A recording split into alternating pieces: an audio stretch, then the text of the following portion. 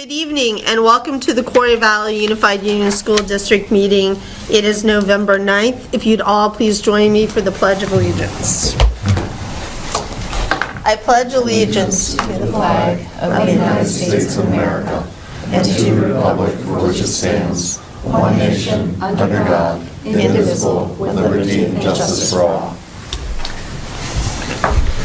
First order of business is the approval of the agenda. A motion would be in order for the approval of the agenda.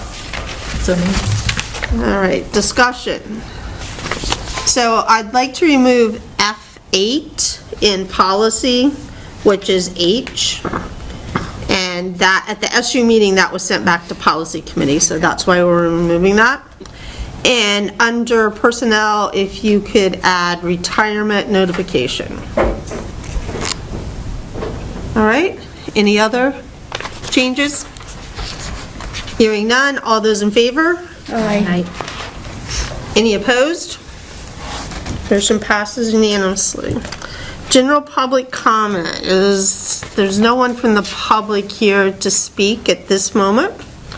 So we will move on to old business. Is there any old business to come before the board? New business. FastBridge. There was a lot of going on. Who's starting? Who did we decide was the... I am. You're the top dog? Okay. I don't know about that, but I'm going first. Okay. Well, so good evening, everybody. So just to give folks many of you are familiar with the MAPS assessment that we have been doing 3 times a year, fall, winter, and spring. Last year we piloted in K-6 what's called FastBridge, and anybody can come in as I jump in on this. And at the end of last year, when we looked at what FastBridge gave us versus what MAPS gave us, we decided that we would move to only do FastBridge this fall, and we also extended it all the way through 9th grade. So in the month of September, our students went through FastBridge assessments, grades K through 9. And so for our 8th graders, current 8th graders and current 9th graders, they've never had this before. So there was a brand new assessment for them. And again, this is a screener. We use it the 3 times a year. We're looking for measuring student growth throughout the year, nationally normed. And it also allows us to do what is called progress monitoring. So if we have a student who's falling behind or is not where they should be, we're able to create different sorts of interventions at what's called the layer 1 of the classroom level for the students. So any questions on that right now? Admin team? Maybe talk about that their time, that was one thing shared at the SU, that's a difference. Oh, yeah. So MAPS took like a week and a half to give. It was an enormous amount of time and disruption to learning. FastBridge is literally done in a combination of total time, a few hours. So again, it's a different sort of assessment. Our kids have to get used to taking it. So there's a learning curve, just like anything else that we do, such as creating our presentation tonight. It's new learning. So the students did a really good job, and actually, it's right now as we get into this. One of the things that we do like is it's so much less time to actually give these assessments. We just are, as we're into it, making sure that we're getting the information that we want to get out of it. In other words, we're being critical about the information that we do ascertain from the results. So this fall was really the baseline. We can compare the current 1st through 7th graders to last year, but this year, K through, certainly this 8th and 9th graders, this is all new to them. So, and can I just add yeah, go ahead. There are certain assessments within the system that have a timing component to them. So they test for automaticity, which is basically how fast can you get the right answer, and the screen will start to flash. It will go green, yellow, red, and that's a very new thing for some of our students. They're not used to that. They're used to being able to take their time on these tests, and so that is an adjustment that they've had to kind of make.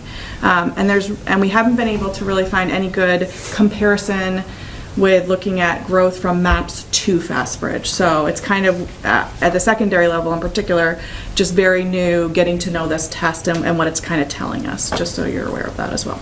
And the early reading and early math are done one-to-one with students, not computer-based as well, so that adds another piece where teachers are able to actually get that in the moment assessment with the child.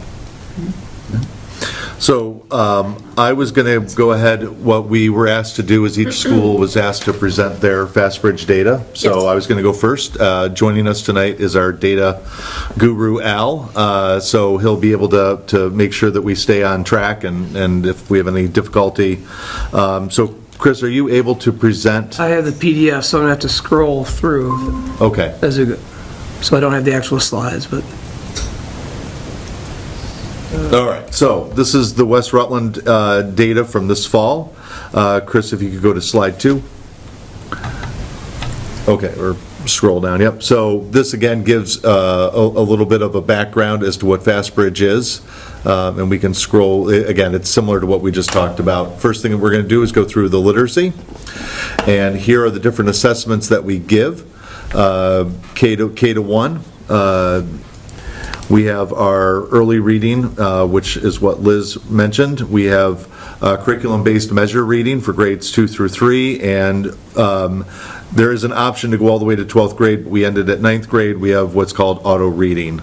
And so those give a brief description as to what these are. Scrolling down, Chris. What you see here is the first one is early reading.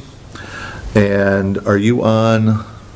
Yes, okay, so you've got the West Rutland data, kindergarten and first grades. Early reading is an assessment of early reading skills such as the concepts of print, phonemic awareness, phonics, and fluency.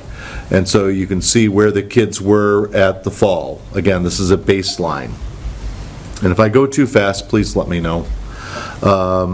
Looking onto the next slide down, this is for, Chris, can you slide up? This should be grade 2 and 3. I think that's what that is.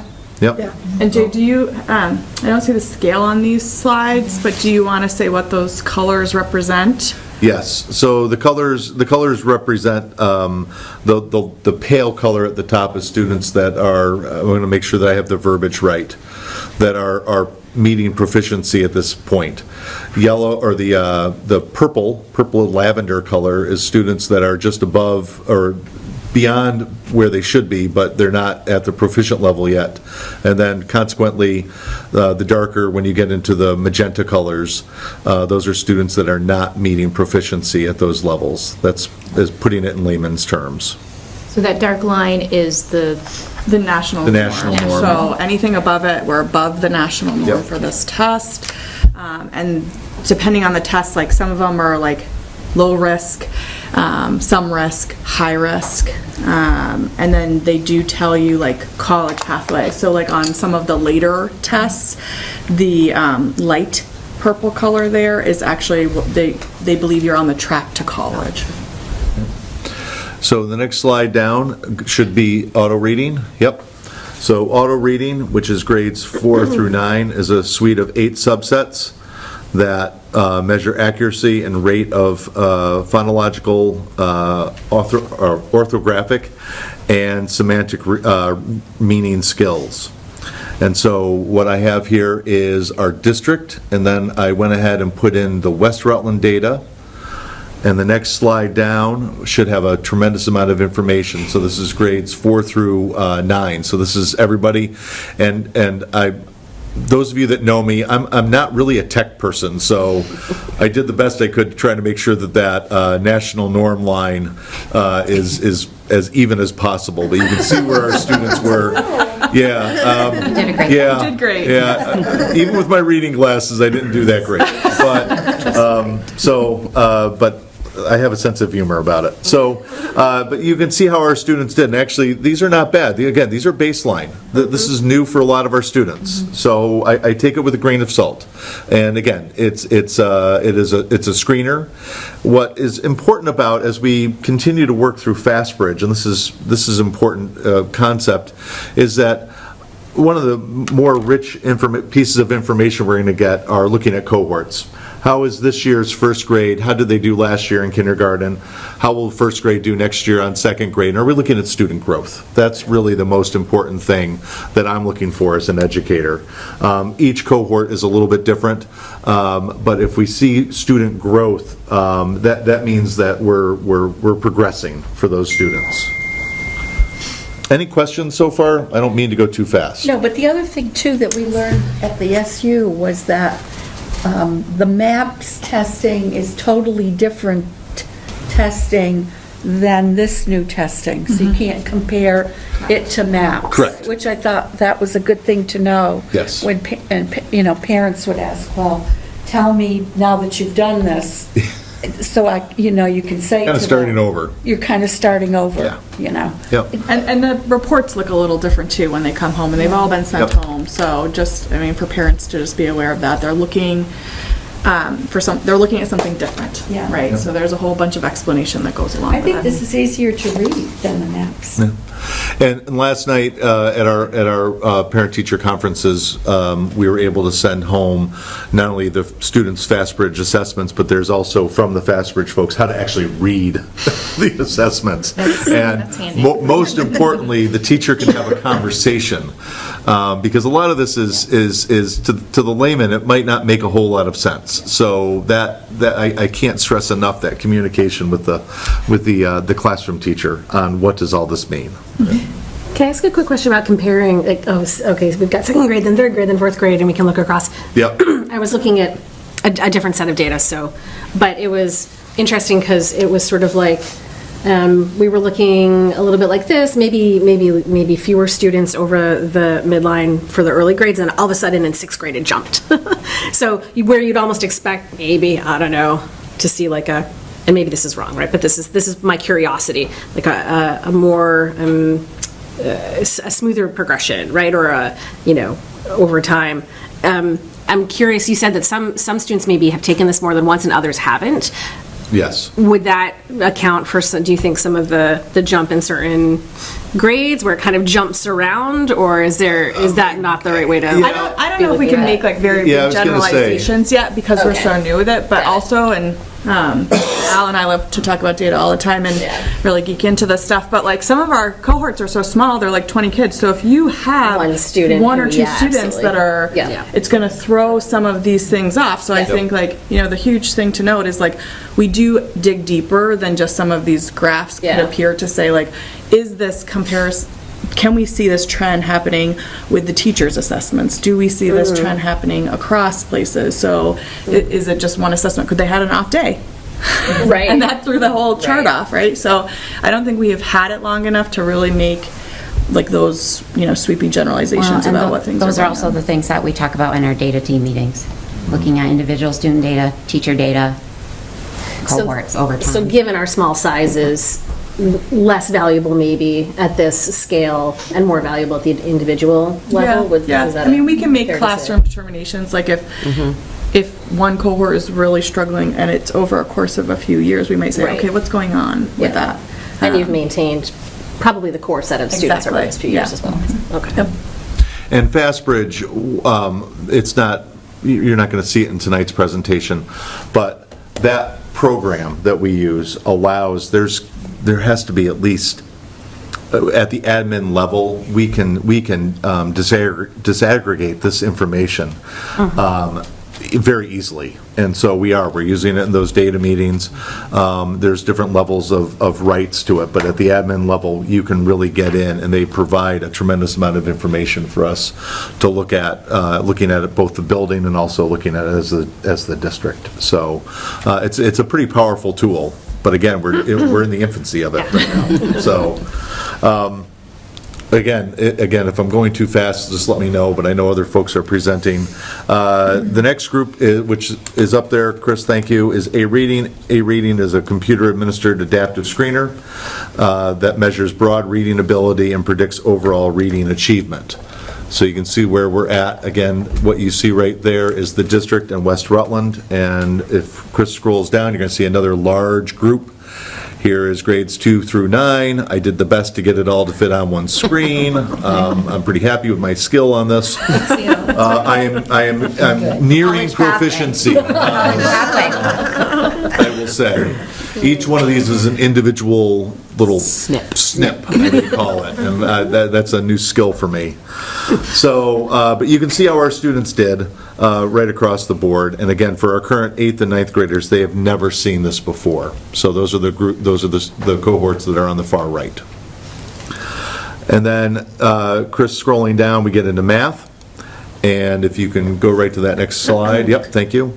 So grades K through 1 take what's called early math, and 2 through 9 take what is called A math, and there's a description there of what those are. As Liz mentioned, K1, that is given as an individual level. So teacher sits down with administering it, so we're not having a 5-year-old trying to take an assessment on a laptop or their Chromebook. So get much more bang for our buck out of that. So, and sliding down, you see the West Rutland kindergarten and grade one for early math, and this measures math skills, typically used in kindergarten and in first grade. So, if you're asking yourself, what does a kindergarten student do with math? It is literally learning their numbers Counting and counting. So that's where we're at in kindergarten. Okay. And Chris, if you could scroll down, next should be A Math. Thank you. A Math measures broad math abilities and predicts overall math achievement by counting and cardinality, operations and algebraic thinking, numbers and operations, and even gets into measurements and data and geometry, depending upon the grade level. And if you can see the district and where West Rutland was. And Chris, if you could slide down. There is grades 2 through 9. Notice my snipping abilities have gotten a little bit better, looking a little bit. Yep, thank you. And again, you can see students are all over the place. When we do this next assessment, we have an assessment window following the national recommendations, so that will be done in late January is when we'll do the next assessment, by the way. And last slide. So I put down, I'm sorry, I put insert discussion. I should have just had action items there. So we're performing better at math than we are at ELA. This is just for West Rutland. We do have an established math program at West Rutland, which several of our schools use, which is called Bridges. My next discussion point is that grade 7 through 9 did not necessarily do very well in A Math. For 2 of those grades, it was new. And also you're fighting, you're doing this the first 2 weeks of school. So, all right, trying to get and motivate our 7th through 9th graders to do an assessment sometimes is challenging. And discussion, I'm pretty honest and pretty straightforward. Looking holistically at the data, there's 100% room for improvement, definitely as we go through this, and we'll see what happens. So some of the action items that we've done, and many of these are across the across the district and or SU, with the adoption of UFly, which is the University of Florida Literacy Initiative in kindergarten for our school, and discussions around the adoption of an SU-wide math and literacy program are going on as we speak. My next action item is building-wide adoption of progress monitoring. Progress monitoring is where a teacher or an interventionist is looking at a student's scores, looking at their growth, and what can they do to try to build their skills. We spent an enormous amount of time last year through our SU-wide MTSS program looking at progress monitoring. Our K through 6th grade, we're working on this last year. We had some growing pains, and this year, not a peep. We've got it, we understand it, we're using it. It's our educational support team, or EST teams, operate very differently than they did before. So that's important to note. And then 7th through 12th grade, we're working on progress monitoring as we speak and developing that system. So, and the last is targeted interventions. This year, as through support of the board, we have secondary interventionists across the 3 Quarry Valley schools, high schools, and that has been really beneficial already. Even in the limited support that we have, I'm hoping and I'm expecting to see good progress through their work. And they're working, our secondary interventionists are working in concert with our K through 6 interventionists. So, speaking for myself, I meet with the interventionists twice a month just to go over their practice, what are they seeing and how can I support them. And they also sit in on our educational support team meetings. So they're part and parcel for what we're working on. What was the I in UFly? University of Florida Literacy Initiative, I believe is what it is. And different schools in our SU are adopting, we're doing a pilot, Linda, this year. Liz and Kristen have different grade levels themselves that are using this program, as are some of the other schools in the SU. So our kindergarten is doing it at West Rutland. Okay, nicely done. Are there any questions I can answer? I'm sorry, that was a lot, but you, hopefully I kind of broke the ice and You did so good. No. built a And great base. it's been in the drive, so people have had the opportunity to review things, so. Do you think this one will be around for a while? Gosh, I hope so. That we can build on it? You know, yeah, I think Linda, one, the teachers are getting used to it. I think the important part for speaking for myself is that as we start to see these cohorts over the years, we're not going to keep switching systems, right? Because then you're never going to have that data that you actually need for that longitudinal growth. So my hope is that that we'll continue to use this for years to come. It's a well-established progress monitoring tool nationally. Oh, okay, thank you. Yeah, it's not just a Vermont or a New England. It's a national. That's nice. Nice. All right. We'll go around the table, Joe. All right.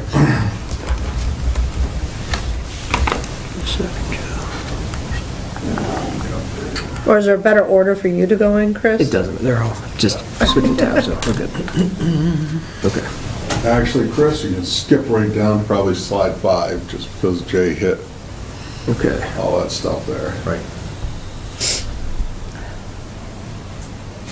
So again, this is just, the auto reading, and unlike Jay, I kind of figured out how to center everything. I just learned this too, there's little lines and stuff when you do it. And I tried. This one, it's almost a carbon copy of the district, the school and the district average there. Go to the next slide. Our grade level here, again, we're just 7, 8, 9. It's our first time taking this, the students. So these are just baselines. We have nothing really to compare it to. The interesting fact is we have kids from 4 different sending schools coming into our 7th grade, so some of them didn't even do the MAPS testing either, so every time the 7th graders come through, some of the schools we don't have, that history to go back on, so. Again, our reading by schools.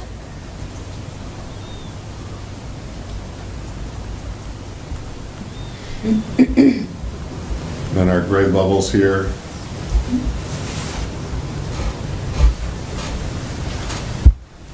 Seventh, 8th, and 9th graders.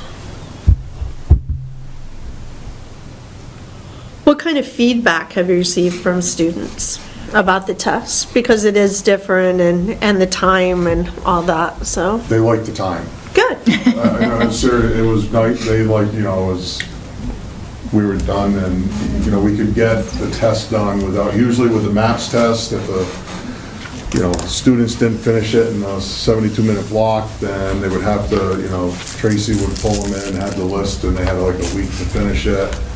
And if a kid was absent, then it was like you're trying to pull them to. Yeah. The students were, and again, being new too, some of them were, You know, just run, I mean, I know the maps, if a kid just went through and put ABC, ABC, ABC, and Right, that would right. shut them down and be like, okay, you gotta take it again type thing. Right. So, you know, but just because these tests were, I think most of them were like 10, 15 minutes, but one of them was a little longer. But the kids were like, oh, that wasn't as bad as last year. Yeah, because I know in the past, that's been the problem that skews the results, and then it doesn't make any difference what you have for a baseline or next testing, because the results are nothing anyway, because that's just what kids are doing to be done, so that's good.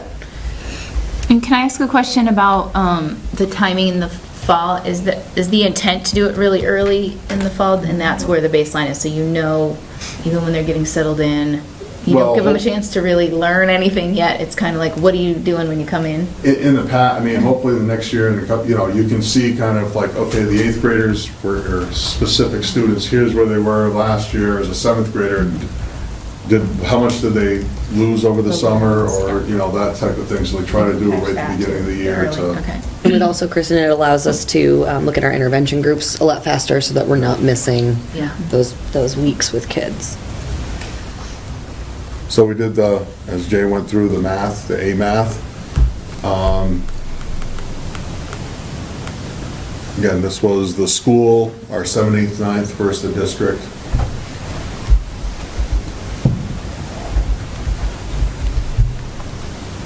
And then our grade level one.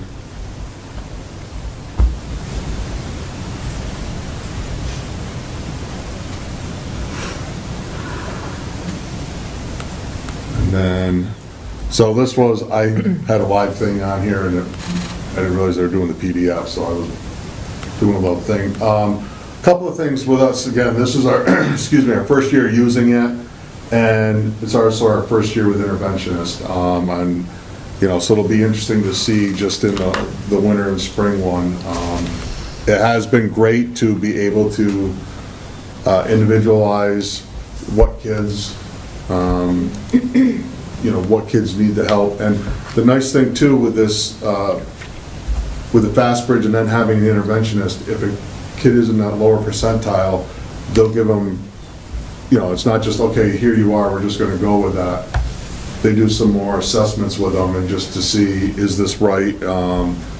And I know, especially like in the reading, the two types of the thing in the reading, fluency and comprehension, you know, which one do we need to focus on?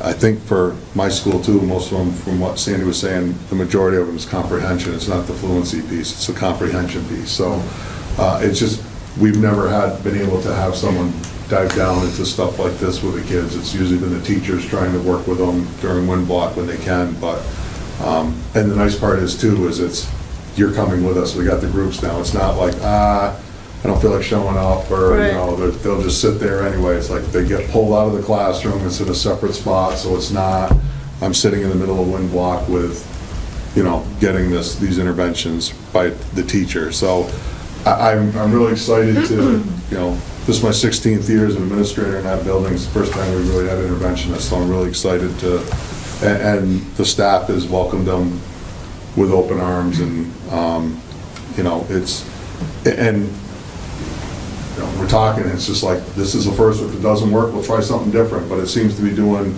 and again, we're a quarter of the way through the year, and just started this week working with the small groups after breaking down the assessments and giving those, I call them a post-test, but the post-assessments there to see what they really need. So, again, they're just starting the groups and, you know, help pushing in and working with some of the teachers, and actually, one of the interventionists was in with a math teacher yesterday for the 9th grade for doing some of the parent-teacher conferences, so it's really helpful. So, yeah, I agree with Jay too. I mean, it's, you know, we have a long ways to go, where no one's patting ourselves on the back saying we're doing a great job, but hopefully and a lot of it too, I'm a believer in it, is confidence. And if the kid's not, you know, they've always been told you're bad at this, they're confident. I think a lot of it, you know, once we get that confidence and fill those gaps, you know, like we say, it's easier to fake it till you make it, until you start getting the higher level, especially in math, because you're losing those gaps that, you know, you don't have your multiplication facts down, then it's really hard to do much past there. So that's what, hopefully, like we said. Great, sounds good. Yeah. It looks like and it kind of looks like your data, well, we haven't seen the other, set the benchmark for the district. It seemed pretty similar, so. All right, Kristen. Okay. Chris, you can find mine. Thank you. So right on down. I don't like telling my superior what to do. What slide you want to stop at, 5? 5, yes. Okay. 5 is the early reading, and there's the schools and the kindergarten and first grade. And it's interesting to see, it's going to be interesting to see because, as Jay said, we are using UFly, but last year we also piloted Haggerty in kindergarten and first grade. So it looks, the trend, if you will, looks, because I do have kindergarten or first grades from last year, but it looks like, you know, kindergartners are, they're off to a slow start, but it's not a bad start. Let's put it that way. So it'll be interesting to see when we do the next benchmarks. And then the next slide. And this is our CBM reading, grades 2 and 3. Definitely we have to look at the high risk, bottom, under the 15th percentile. And there also we're doing some grades, all of our grades are doing Bridge the Gap. It's a Haggerty reading intervention. It's a universal intervention. So we'll be looking to track that data too. Next slide.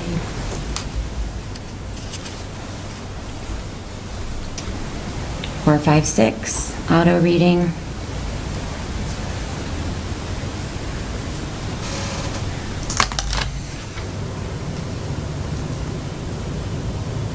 Next, the A reading.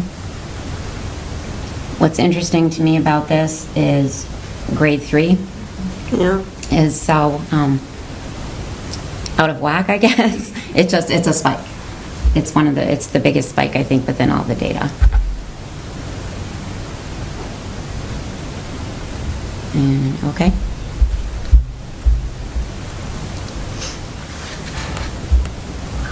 I'm trying to get where you are.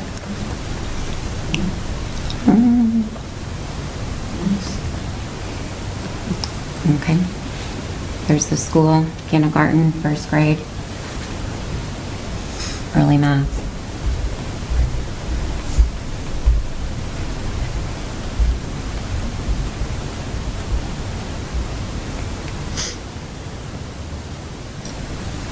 A math, grades 2 through 6. Pretty steady.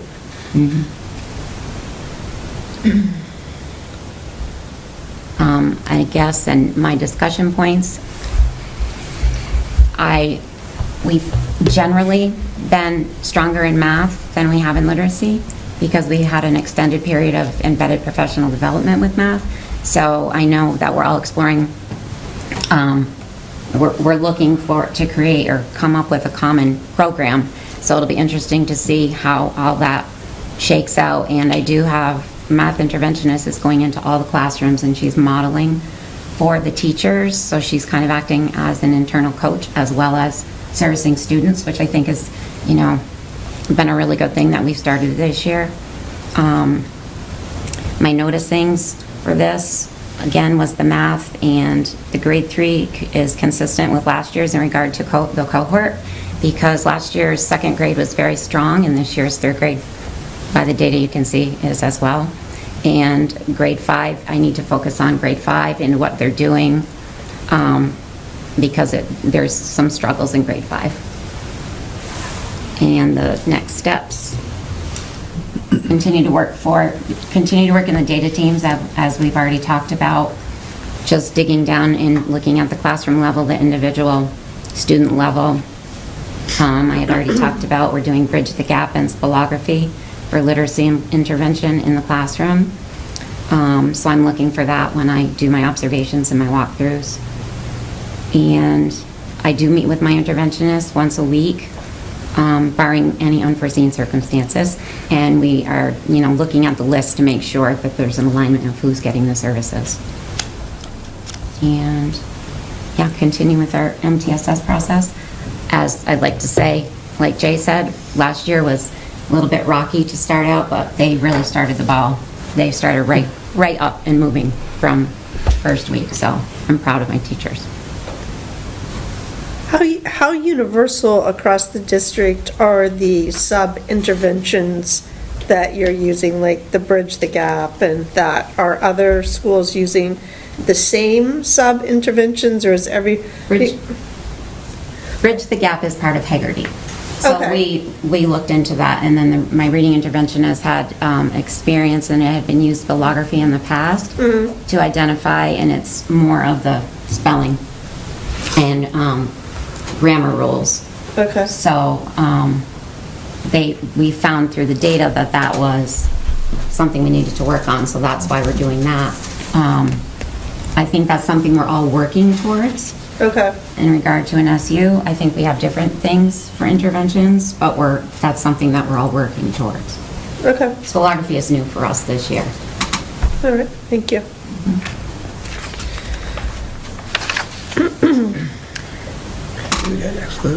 So Proctor Elementary, while it's loading here, I always think it's interesting to look at a kindergarten cohort. We only have slots for so many students that move on into, from our preschool into our kindergarten. And so we had quite a few students that we had never seen before, and had no information on them, what their early literacy skills were.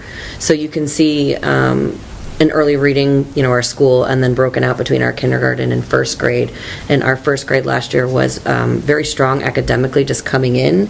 So it was nice for me to see that this current kindergarten cohort is also starting off at a stronger point.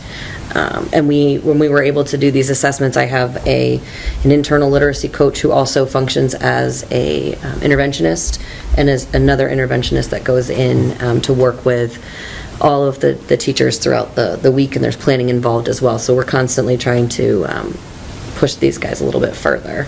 So do you see, when you say, like, you saw kindergartners you didn't see come through your system, are those kindergartners coming from a different preschool, Sunshine? Sunshine, we have Little Lambs coming, some who had zero experience in school, so it was just nice to see that they had that.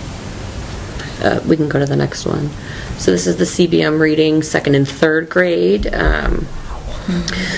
So this is interesting, having a literacy background, to see this. I was not really sure what to do with it at first. We had spent the last few years working with Partnerships for Literacy and Learning as part of our comprehensive support plan, and we've come off of that plan. So through that process, teachers were developing their own units of study within a framework, trying to build in their own interventions, and then moving forward, and something we're working on is class-wide interventions. And so I've asked that every single class participates in the PALS, which I had talked about last year, as an intervention, and when we get down to the discussion points, I'll talk more about it, but this was a large eye-opener for me to see. Here's our auto reading, grades 4 through 6.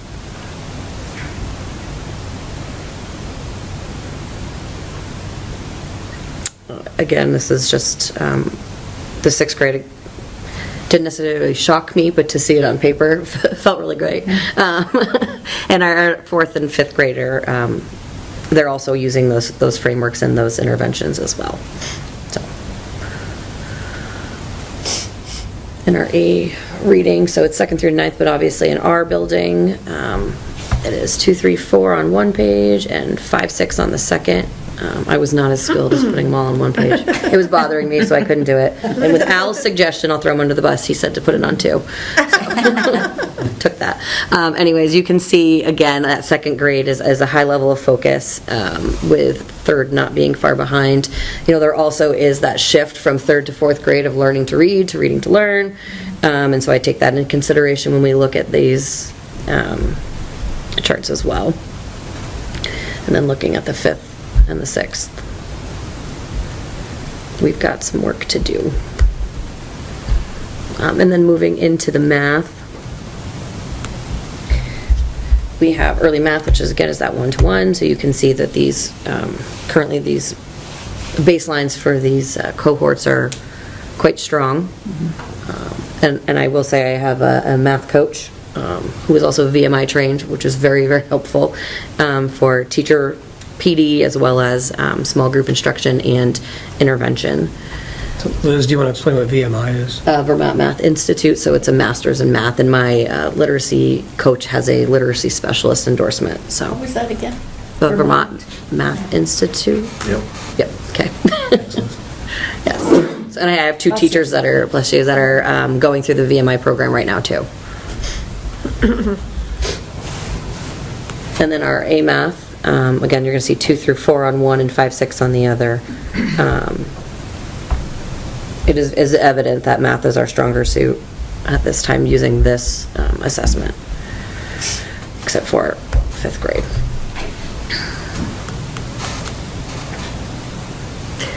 Was the A-math, were those the timed tests as well? Do you know? No, well, so auto reading is the timed one that flashes. A-math is, there is how many you can answer in a certain amount of time. So it encourages kids to go quickly through math, which is not ever what we teach students to do. But it is how many you can answer correctly in a certain amount of time. But it doesn't flash like the other ones do. And progress monitoring looks the same as well, so we talk about that a lot when we're looking at the scores through that. And then my discussion point, I picked one. Obviously, there was a lot that could be discussed, and I started to touch upon it, but the 2nd and 3rd grade oral reading practices are constant. We need to be doing that all of the time. When I walk into a classroom, I see a lot of great things. And I've got great teachers at these grade levels too, and previously as well. So I know that it's there, but it's also, bridging that gap from home to school as well, and reinforcing like reading to children, older siblings reading, and just trying to really build the capacity for everybody. So curriculum planning with the literacy coach. So we have built our master schedule so that teachers have an additional opportunity to work with the coaches and interventionists to plan every other week. So they've got that opportunity. And then some of my teachers will work with the literacy coach on a coaching cycle. And if they're not working with literacy coach, they're working with a math coach. So we're constantly trying to support teachers with professional development and consistent practices, not trying something new every time. So we'll get there.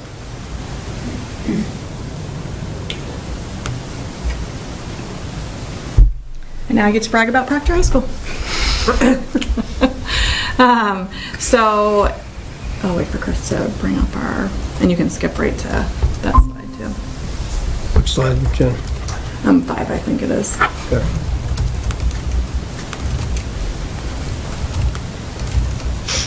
So this is auto reading. That is, kids are actually listening to this test, and it gets progressively harder as this test goes on. And you can kind of see some of our trends in this data where we've really focused on school-wide reading, so reading and writing across the curriculum, and then we've done a lot of literacy work. We have a drop everything and read block where every single day students are reading for 20 minutes. And they do discussion groups, and so you'll see when we look at this data, the kids that we've had the longest are pretty much doing the best. We've had them for 2 solid years in some of these programs, so pretty proud of the 9th graders for this one. Our A reading, which is more like a comprehension-based reading assessment. And I actually took this assessment myself because I was that interested to see what it was asking. And it was kind of challenging, the comprehension. Like, all the reading was on this side, the questions were on this side. I had to, go back. So anyways, just to see what our kids are doing, I love to do this stuff. So. And how'd you do?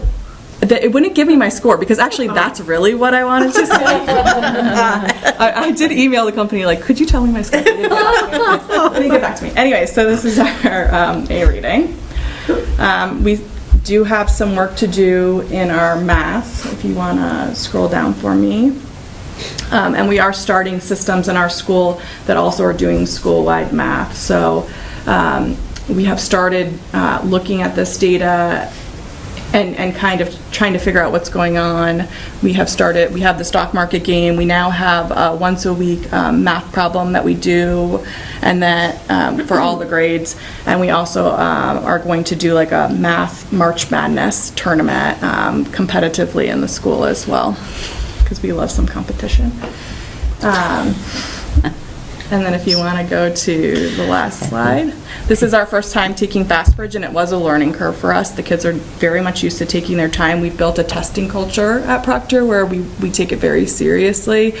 And there's scripts that tell kids to go fast when we have, for the last 3 years, told them to go slow. And so it is just a different system for them. And we're still figuring out how to use this data to inform our instruction. We've broken it down at our middle school and spent 3 faculty meetings looking at it and deciding what we're going to do because of it. We had a math interventionist full-time last year that was funded through our CSP, which we are off that plan, yes, but it also provided us with some funds to fund some of these positions, and we see the benefit of that. I mean, we've had data cycles where we look at cohorts of kids and say, these kids are receiving targeted intervention by someone that's highly trained in math, and as you can probably imagine, they do better after they receive that, like that direct instruction in what they need. And we're feeling that it's a miss for us right now. So just something that we have been thinking about. The math teachers, who are amazing, have picked up those kids and have met with them when they can to try to meet those needs as well. And we've started a school-wide math program similar to that, to sort of leverage some of those high-level math thinking. We did notice that there were some geometry questions in the math portion, and a lot of our 9th graders don't take geometry until second semester. So, and they're just starting in Algebra 1, which is, we actually have been collaborating on how do we at Proctor K through 9 get it so that algebra is introduced in some of the younger grades, so that by the time they get into the high school, we can, like pre-algebra in 6th grade, so that by the time they're in 8th grade, they're taking algebra. And so that's a collaboration that our math teachers are currently working on to kind of boost some of these things. And then I did take a team of teachers to talk about, to a Sarah Lupo training, where we talked about targeted and universal interventions, and then that work was actually shared out with all of our teachers, because all of our core content teachers share the responsibility of literacy in their classrooms. And so what are some things that you can do as far as vocabulary building, background knowledge, those type of things in your classroom when you teach science and social studies. Great. Well, I think it'll be exciting to see the second round results. That'll be where the fun is, when you come back with those. So, well, thank you all very much. It was great learning about this new testing. And yeah, we look forward to maybe February, March, sometime in there, to come back and share that, the data. Yeah, nicely done, all of you. Thank you. And thanks All to Al right. for his help. Thanks to Al for his help. A little prep work. Okay, moving on to, we have a parent appeal for school choice here with us this evening. And do you want to give a little background, Chris, or just? No, I think we'll just introduce yourself. All and right. just, we'll go with- Kelly, if you'd like to introduce yourself. And just, I'm Kelly Akers, my son Jack. He's a junior at Mill River. He's been going there right along since 7th grade. He's a really good student. Not just a good kid, but he's a good student. And he really wants to be engaged. He's not getting that at Mill River. The things that he comes home, this kid would come home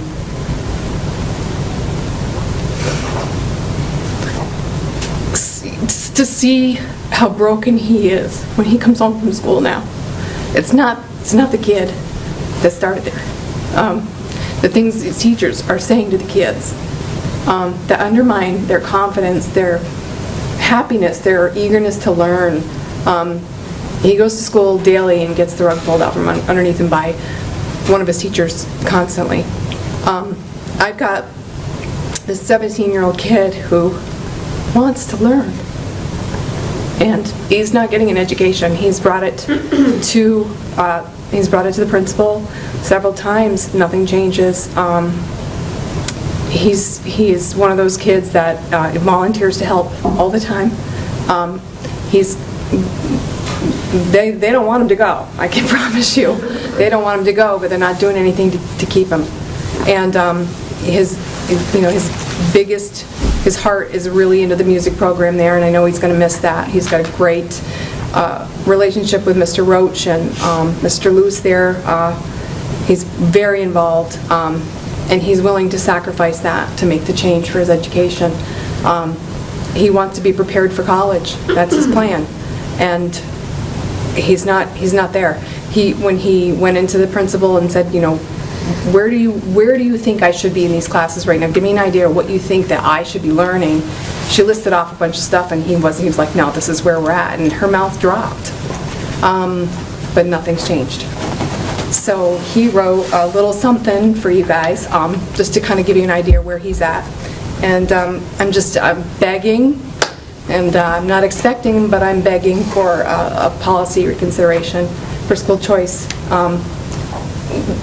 This is his only chance to prepare, and it's being wasted. His mind is being wasted. I'm a junior, and I know the junior year is one of the most important years in preparing for college, and that's what I've been trying to do. I just feel that the school is failing me by not giving me the education I need to get into college. My teachers have no positivity, no enthusiasm in their lessons, and they get frustrated when questions are asked. Recently I was walking into one of my classes. It was my last class of the day, and I was the happiest I had been in like weeks, and I was just glowing all day with my smile. And I walk in and I'm smiling, and I literally can't stop. And I sit down and the lesson starts, and my teacher says that if I'm smiling, I'm clearly not paying attention to the class, and that I should knock it off. He was told to stop smiling. So.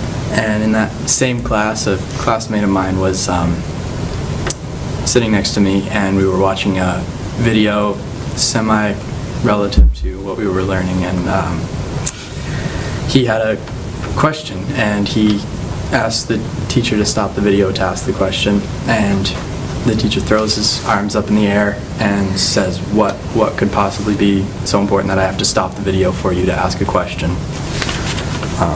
And I was appalled, so I spoke with our principal, and it hasn't changed. And among these other issues, I feel a constant tension of like negativity in students and in teachers, and I feel like it's just become a normalcy in the school, and we've all kind of plastered ourselves on this wall as such a negative view on our school, and I don't like being viewed as a student in a school that's so negative. And I feel that this year is crucial to helping me prepare for college, as I said, and that I really would like to make the best of it. Thank you. Thank you. So it's my understanding the school choice is West Rutland. Mm-hmm. And at the time, West Rutland has 10 in and 10 out. And 10 is the max that we allow at all of our schools. In January, we vote. I think we do have schools that have openings. I believe so. Yes. Proctor has two. Yep. And Pulteney has one. So that is an option we can offer you, but the only other option we have is that in January, we will set, again, for each school. At the February meeting, we set the... Well, okay, well, sometimes we discuss it in January. When I went back and pulled it last year, it was at the January Right. meeting, so I guess I'm hooked on January. Okay. And I don't know if if Jay will have openings for next year. I don't know, like, sometimes we have cohorts of kids that come in 9th, 10th grade, so you have to wait for them to move through. So I don't even know if Jay knows he would have an opening. I have, we have 10 in, 0 out right now, and next year I will have 3 openings for in. So you would have an opportunity then in the spring, once we set, to apply to come in for your senior year. So, but for West Rutland, yes. But we do have openings currently in Proctor or in Pulteney, so we can offer you those within Quarry Valley. but we set a benchmark at 10 in, 10 out for each school. And that's based on our populations of our schools. That's how you arrive at those numbers. Okay. But we wanted to come and at least do, you know, what we could. We're really interested in West Rutland. I Okay. appreciate that. So we'll hope that we'll hope something changes before the end of the school year, because we've got a lot of months here that are going to be ended up wasted. Yeah, it's great. unfortunate, and it's disappointing hearing the story. So, but that's where we're at, and that's how we're capped with policy. Okay. So. But you have like one kid that you just want. Well, gotta be one.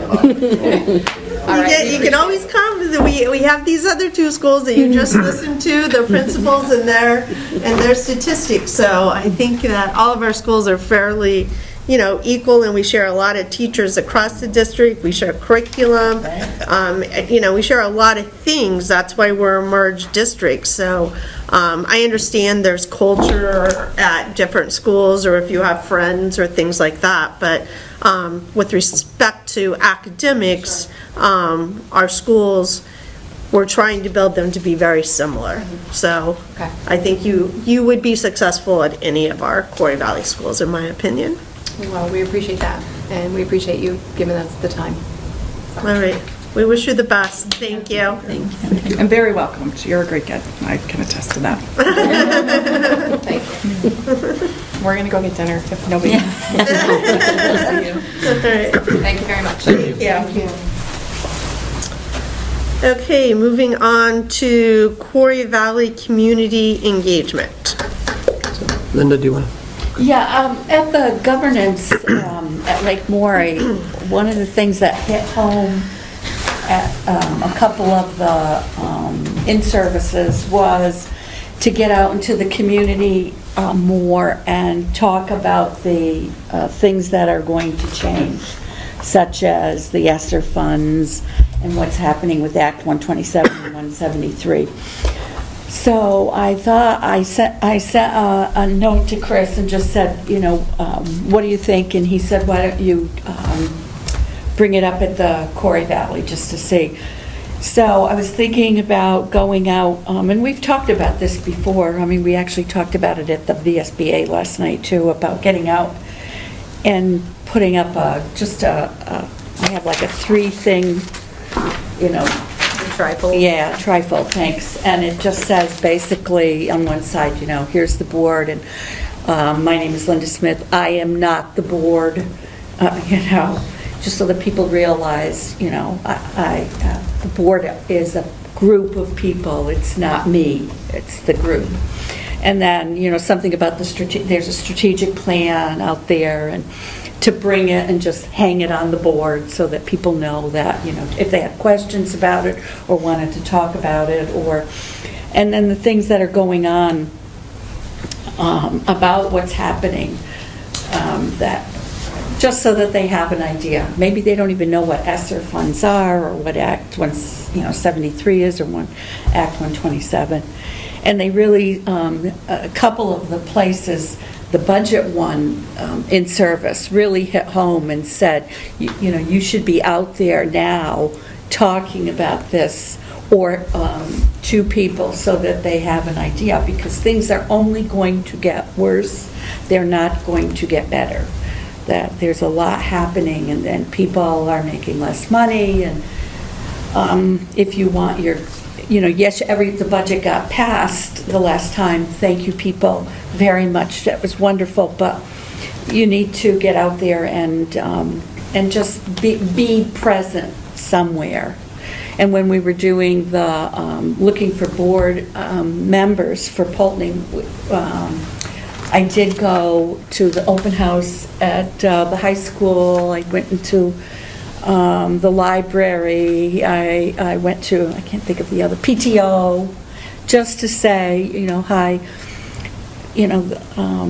It's, people have an interpretation of the board too, that they're going to come in and just change things. And so it's nice to be able to talk to them, to say that we're really a group of people, and you want to come in because there's a specific thing that maybe is bothering you, but it teaches you really to work within a group of people to bring up the things and discuss some of the things that are happening to make the schools, the best that we can. So my thing was that I was going to start doing that early with that trifold thing and just go on, I was going to send something the first time I was going to go send something through Pulteney High School just to say, I'll be in the library from 4 to 5:30, or does anybody have any ideas about do you want me there from 7 to 8:30 sometimes so that you can come in and, and talk about, or ask a question. I've had people actually say, I'm really afraid I'm not a speaker, I don't know how to talk about this, to anybody. So it's like, well, you give them a little bit of, come in and I'm here, if you wanted to say something to the board during the public time. So, but that was my plan. I don't know. Does anybody have any ideas of whether this would be a good thing or a bad thing to do? How do you feel about that? So I guess my first concern is the information that's being shared and where that's coming from. Because I read everything that comes from the VSBA and attend just about every webinar. I wouldn't feel comfortable going and speaking about Act 127 or 173. So I guess that's kind of my first concern and as well it is with ESSER funds. Like, that's information that we receive here from Chris and Lewis about what ESSER funding is going to be looking like when we have a surplus, where we're putting things, how we're building the budget, how we're looking out, and those kinds of things. And I guess my follow-up concern would be when someone comes and asks a question. If someone comes to me with a question or a concern, I send them to Chris or to the principal of wherever that is, or share with them when a board meeting is. Personally, I don't think it's appropriate to discuss certain things with people one-on-one, depending on what it is. So those are just my initial things. Because I think that's educational, though, because I do that when people come.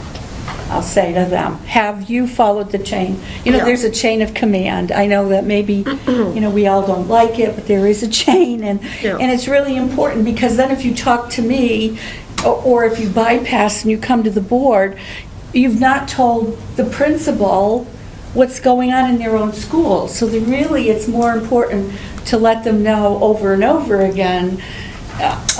You really have. I had a lady ask me through an email, and I said to her, have you spoken? My thing was, you need to go to the principal. I can't do anything, you need to go to the principal. If they don't know, they can't fix it, or they don't even know what's going on. So it's another way of saying to people, of educating people of how it goes. Because we all have seen people who just, I went on some Pulteney website I was telling Chris, I think, and the woman was, everything is bad, and I went back on and I told her, I said, my name is Linda, I'm on a board. The board works as a board. I have no authority whatsoever as a person. We are a 9 board. And then I said to her, be careful what you say, because things can be misinterpreted if you haven't come to a board and listened or watched it. And then I said to her, by the way, we have a board opening. We would love to have you come and put your name in for a board. I never heard another thing from her. So, that's the kind of thing that you keep saying over and over to the people, thank you, but this is the process that you have to go through. And, you know, I'm certainly not going to, if you feel that I shouldn't even bring up ESER 173 or 127, I won't do that. But we do have a strategic plan, and I think that it's fantastic. People worked on it for 2 years. I don't even know if people know that there's a plan. It's a 5-year plan, you know, so they keep just said that the more you get out into the community and be positive and to try to, you know, like you said, don't answer the question. Always tell them that this is the process that you need to go to, that the better off. And you've been polite and respectful, you know, to them so that, you know, they know. You've got a place to go to if you do have a concern, or you're going to just keep talking about it and yelling it on these websites, which I can't do anything about. But you've at least offered them an opportunity to, and maybe you've diffused it. I don't know, possibly. But that was my thing, was just to be out there a little bit to talk about stuff. And maybe that's a good idea not to do that initially, just to do the other about the board, the strategic plan, and leave the other things out. I'm wondering about a coordinated effort, right? So that it feels like the sort of thing that as a board, if we have particular goals for community engagement that we might want to talk about sort of more on a strategic level, right? What are the things we want to highlight that the board is doing, you know, to send a positive message, to demonstrate the types of things that we're engaged with and engage with the community. The strategic plan is, you know, potentially a great example. And then to make sure that whomever, you know, is doing that type of outreach, that we have a coordinated kind of effort around it.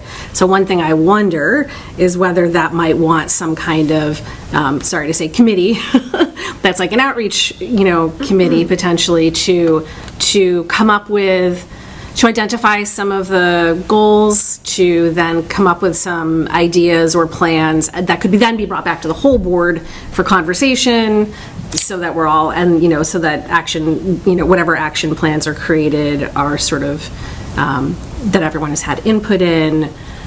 And again, maybe it's, you know, we talked before about a small number of things, right? So again, being strategic about what we're communicating about and how we do it, so that we're not just out there answering questions, but we're out there with a specific purpose to share information about specific things and to be there to, you know, to be a face in the community, right? Yeah, I find that people confuse like a PTO with the school board. They think they're interchangeable. So, and, you know, PTO is both are important, obviously, and supportive of, you know, on the same team, so to speak, but there's, people just don't understand what it is, and that probably will continue to be so. But the other community engagement sort of piece that I thought I'd throw out there is Poultney has a new journal, newspaper, and so it might be interesting they're just starting up. It's digital format, and, you know, you would subscribe to it. And so they're looking for regular sort of submissions. And so it might be something to think about, a superintendent submission or a QB board submission every so often, you know, twice a year or something like that. It could say, hey, in the fall, these are our initiatives. Here's what we're looking to do. You know, these are special things going on in our school, and then one in the spring or something like that. So this, you know, that's another media source that's cropped up now, so that's pretty, they've had a couple issues, so it's called. What is it? Where is it? It's a Poultney Journal. Is it like POULTjournal.com? Yeah, it used to be a newspaper in Poultney way back in the day, so they adopted that name. So they're you know, looking for submissions, and that could be something, you know, that comes from central office that could be a way to disseminate information too. And it's a little more, you know, not print read, but it's still free, but it will, you know, you can scroll it on your phone pretty easily. So it's just another option that's out there, and I have the contact info, so if we're interested in that, that's another outlet. So does anybody have any problem with me doing that? If I just stay with I am not the board, and the strategic plan.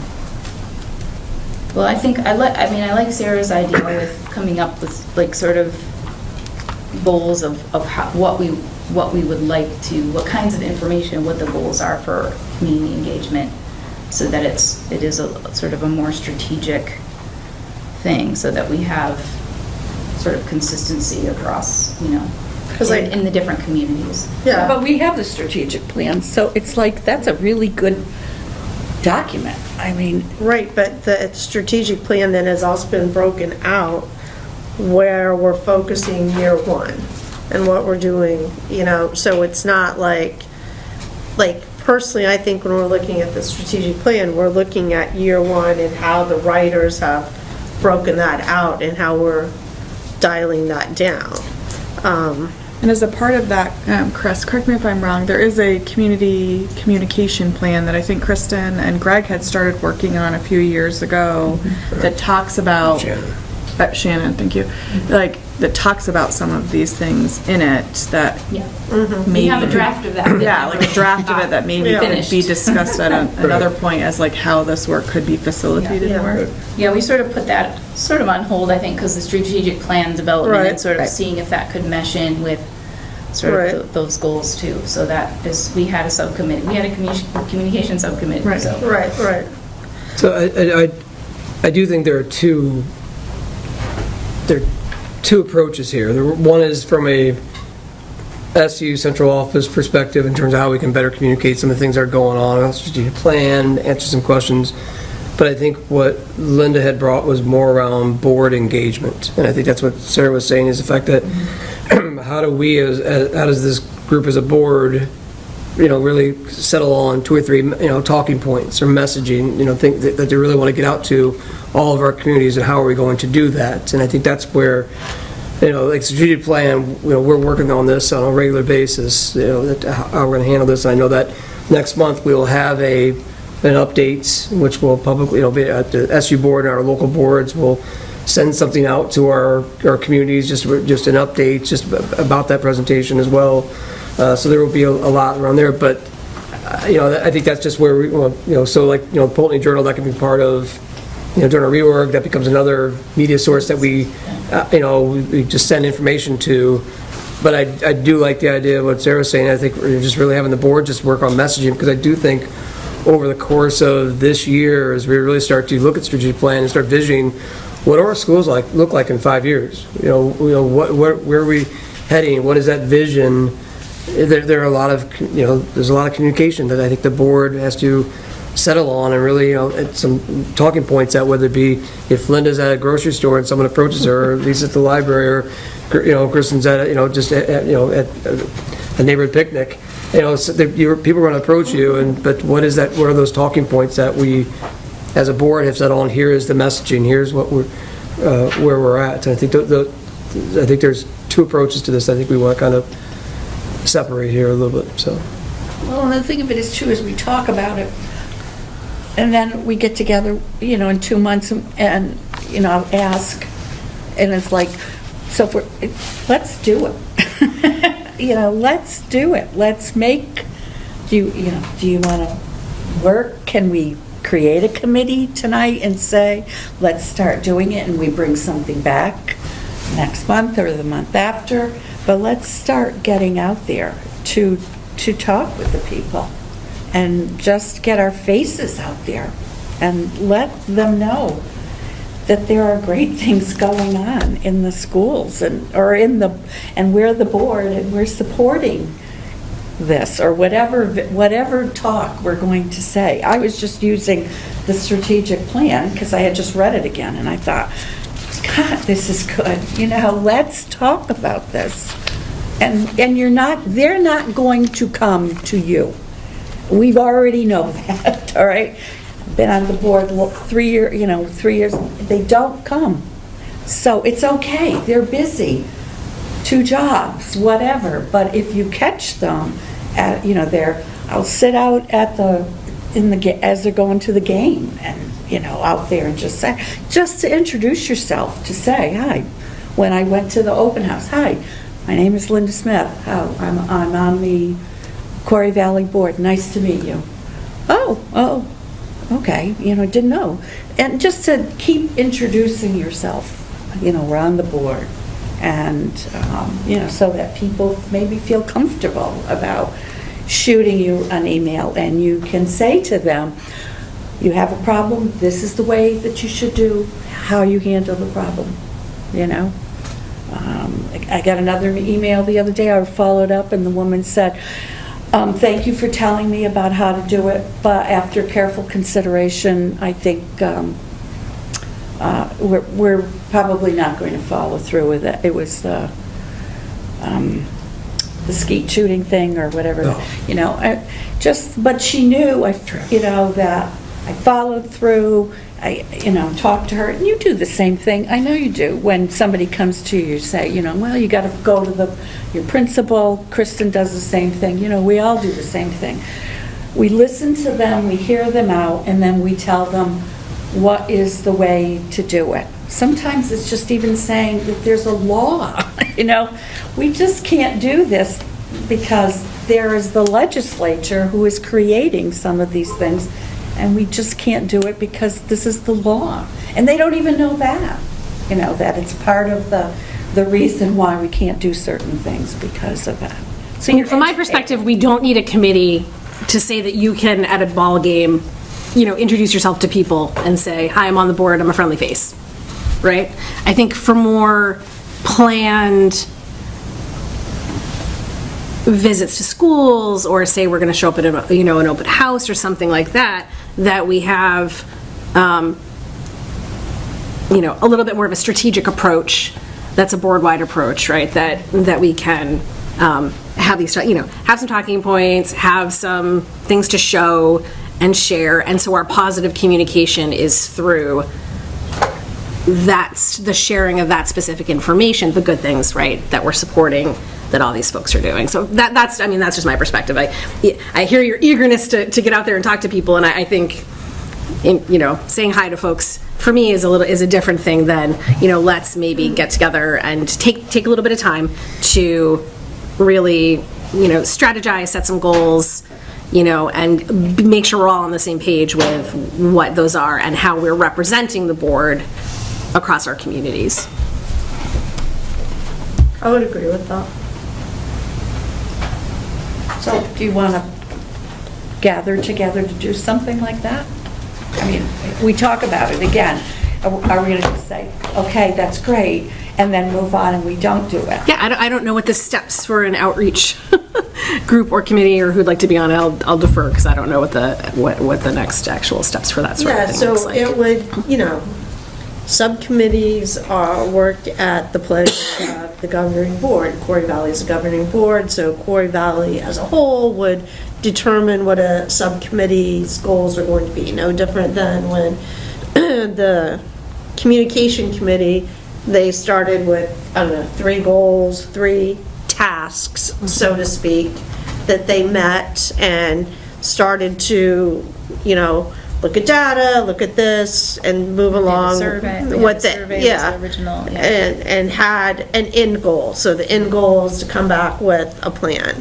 So that's kind of how it is. Like this board as a whole sets the goals, sets what the tasks will be, the common talking points, whatever, however you want to, and then, determines, whoever wants to go out and speak about it. I think like the big item we have coming up to speak about, as we find, if we get to it here this evening, Lewis is gonna hit us over the head here soon, is obviously the budget. That's the place where we want to be out and sharing. And that is something that we have done, without a committee. When you go to ball games, we have brochures out, and things like that. I'm just going to say, like, in our community, I don't have a problem people coming or asking or things like that. Sometimes you need to temper it. But, yeah, so I don't know, like, I guess one piece of it is like community-based. Is Poly seeing a greater need for this than West Rutland? And I don't know, like Mike, Jessica, does West Rutland, Jay seem to have a pull for that, kind of information? Like, I mean, I go to the post office in West Rutland and people be like, so, what's going on, da-da-da, with the school? You can't even, like, be incognito in West Rutland. And I just say, talk to me, you're winning all the time. You're a face that has been out there for a while. Yeah, and that's what she's saying. I don't think it's a big deal to go and introduce yourself. I think that's great. I think that's awesome. I think everyone in your community should know that you're representing them, that, you're sitting at a table thinking about the future of the buildings in their community, the futures of their children, the directions that we're going. But with respect to some talking points, I mean, we have some talking points we need to really beat out as a board. We need to talk about, like, when we merged and we said that we might move boundaries, or we might do this with respect to populations, or we might, I mean, that literally says that in there after 3 years, and we've never discussed that. We have talked, surfacely about, okay, we have all of these buildings, and some people in our communities are irritated that when we merged, we really haven't done what we said we were going to do, that we haven't provided all these other opportunities. So how is there some way that we do that? Like, that's something, like, to me, that's a talking point. That's where we have to say, like, okay, are we going to say we're going to have 3 campuses, each campus is going to do something else? Are we going to ask to close a school?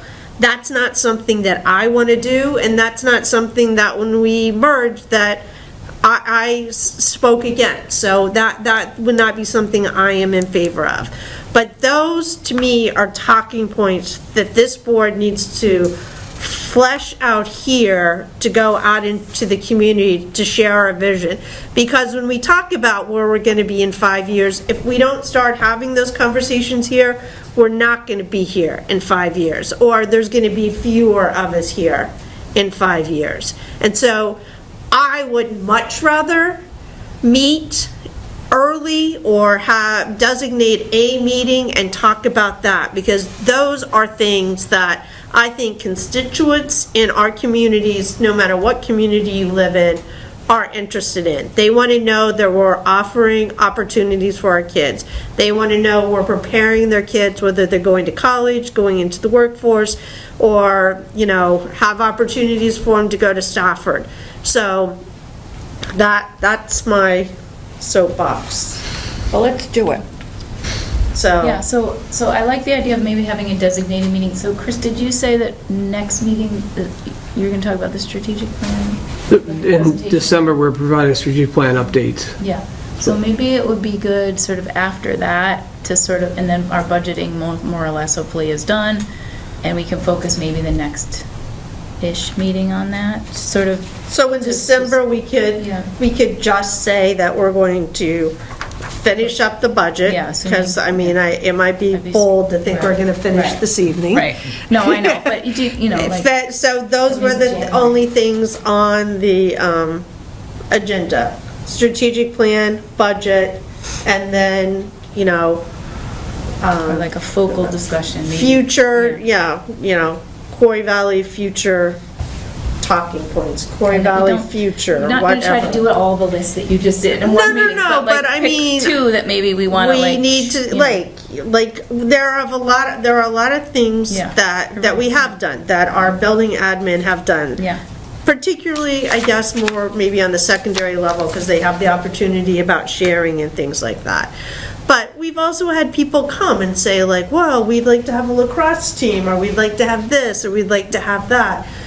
Those are things that we need to decide, like, are those viable? Are those things that we can offer? Are those things, when we're putting our course of studies together at the secondary level, as we're trying to get tuition students and choice students to come, do we think those are possibilities that does, or when we look at our student population that, is it going like this or is it going like that? So that, and we've talked about, Quarry Valley teams, and like the bass fishing thing has gone wonderful, but it's 3 kids in a boat, so I'm not sure that we want to hang our hat on that. But there are other things that we probably could offer that in turn would raise our visibility to those tuition kids and choice kids that are looking and maybe want to come here. And that's what we want. We need to draw those kids in.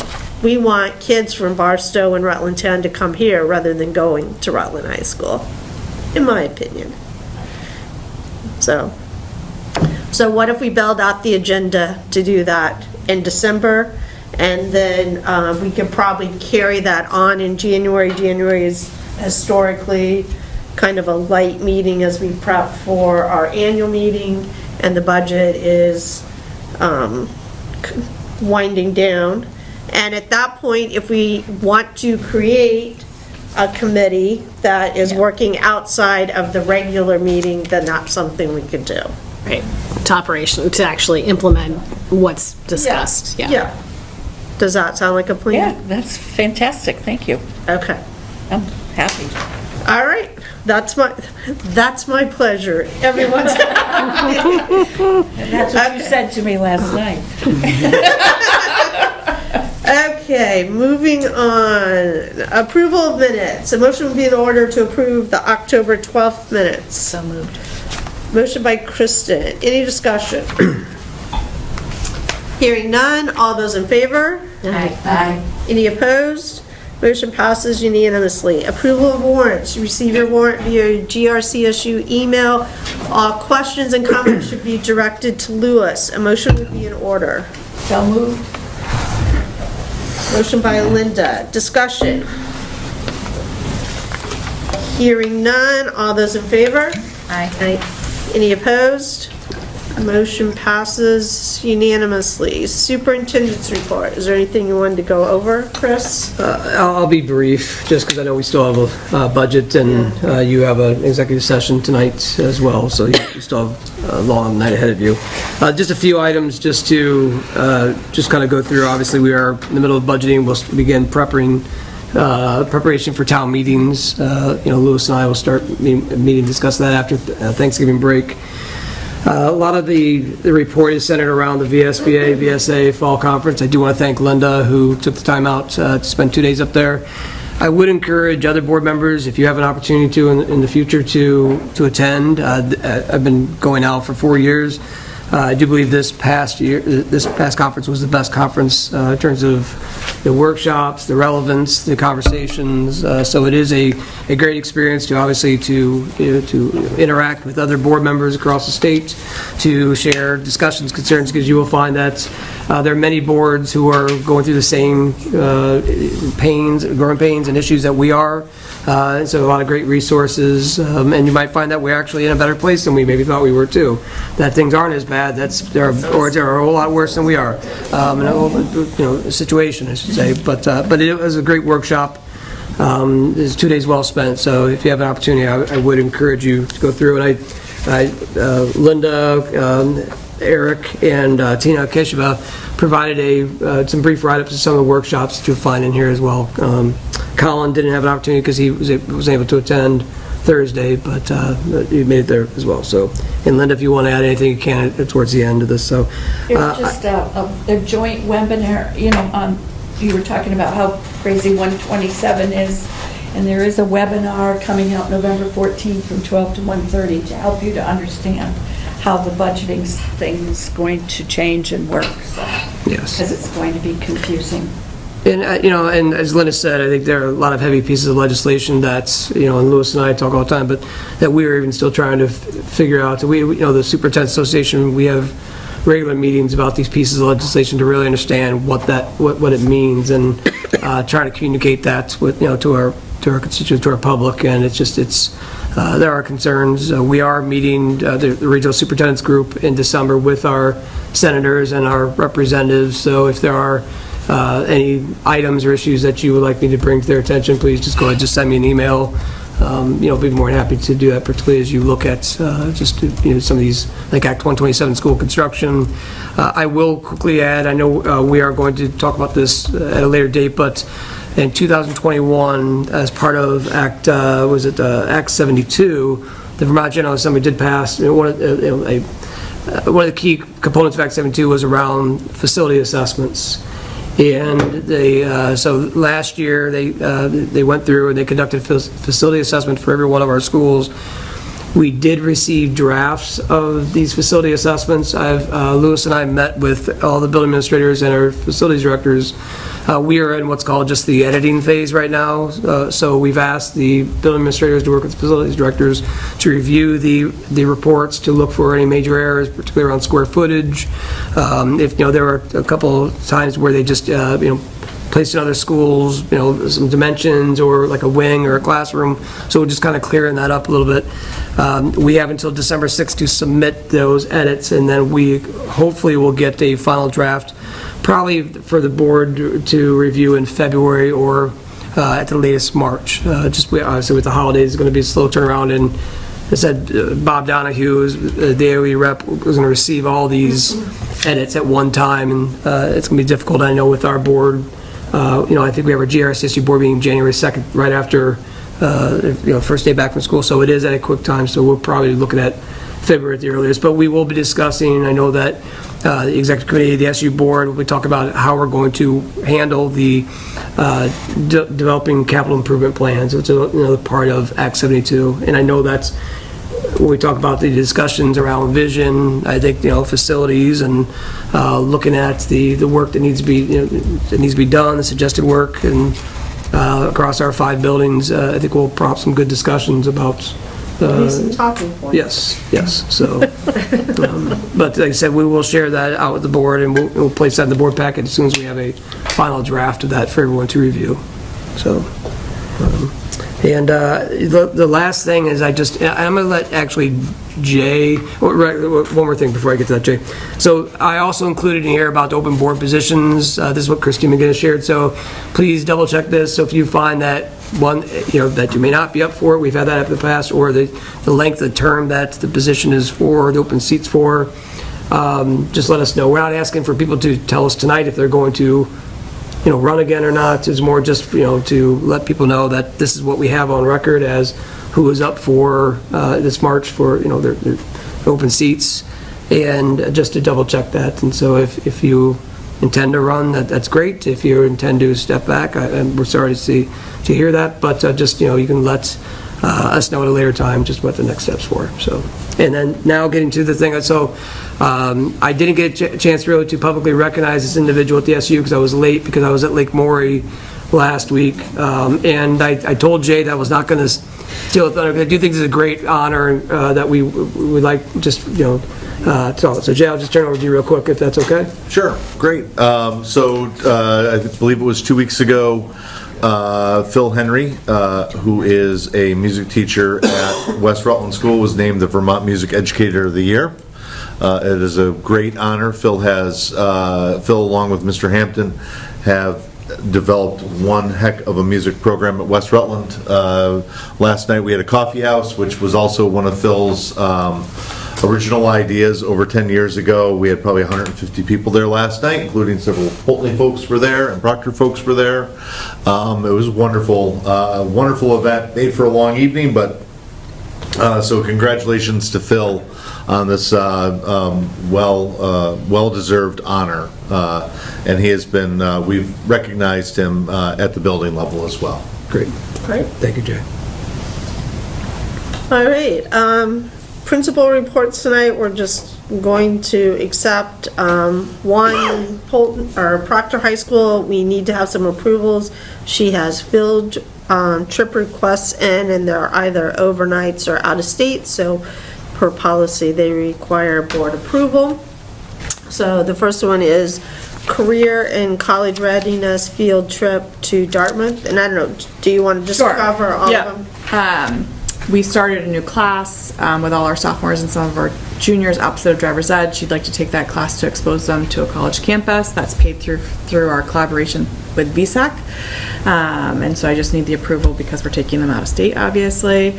Then every year we do a band trip. This year they decided they want to go to Buffalo, New York. They're going to see a theater show in Niagara Falls, and that is out of state and overnight. This would be paid for through, it says basketball fundraiser, it's actually a basket raffle. Autocorrect got me there.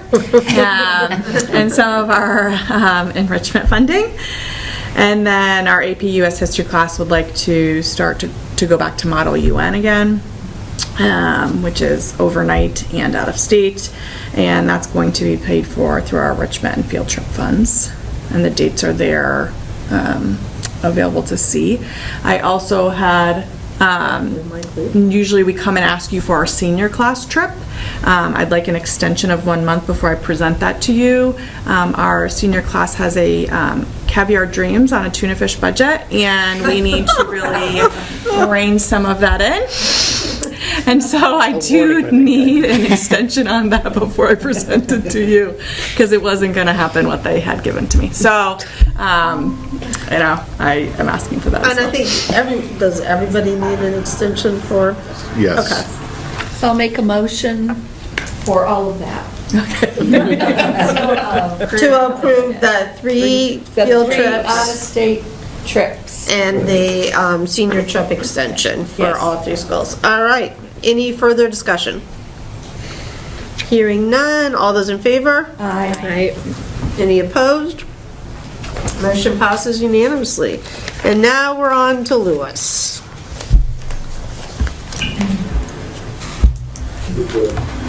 So in the packet, there were several documents related to the budget. We're looking at the FY25, so we're currently in FY24. So the documents that we will be discussing tonight are the budget document, which is 2 pages. There's 1 page, which is the healthcare increases, and then there's 1 page, which is a tax rate increase history. So I wanted to start off with healthcare. If you were at the SU meetings, when we originally started budgeting, we were estimating a 10% increase. We just recently found out that our estimates were low, and we're looking at a 16.4% increase in healthcare for this coming year. So the document that was in the packet does just highlight some of the increases over the last 5 years and the impact that this is having at the SU level. So out of the last 5 years, 4 of those were double digits, with the latest one being the largest of the 5 years, the 16%. The 5 years amounts to 57.2% in increases, and when compounded, as you can see to the right-hand side, that results in a 71% increase in health care plans.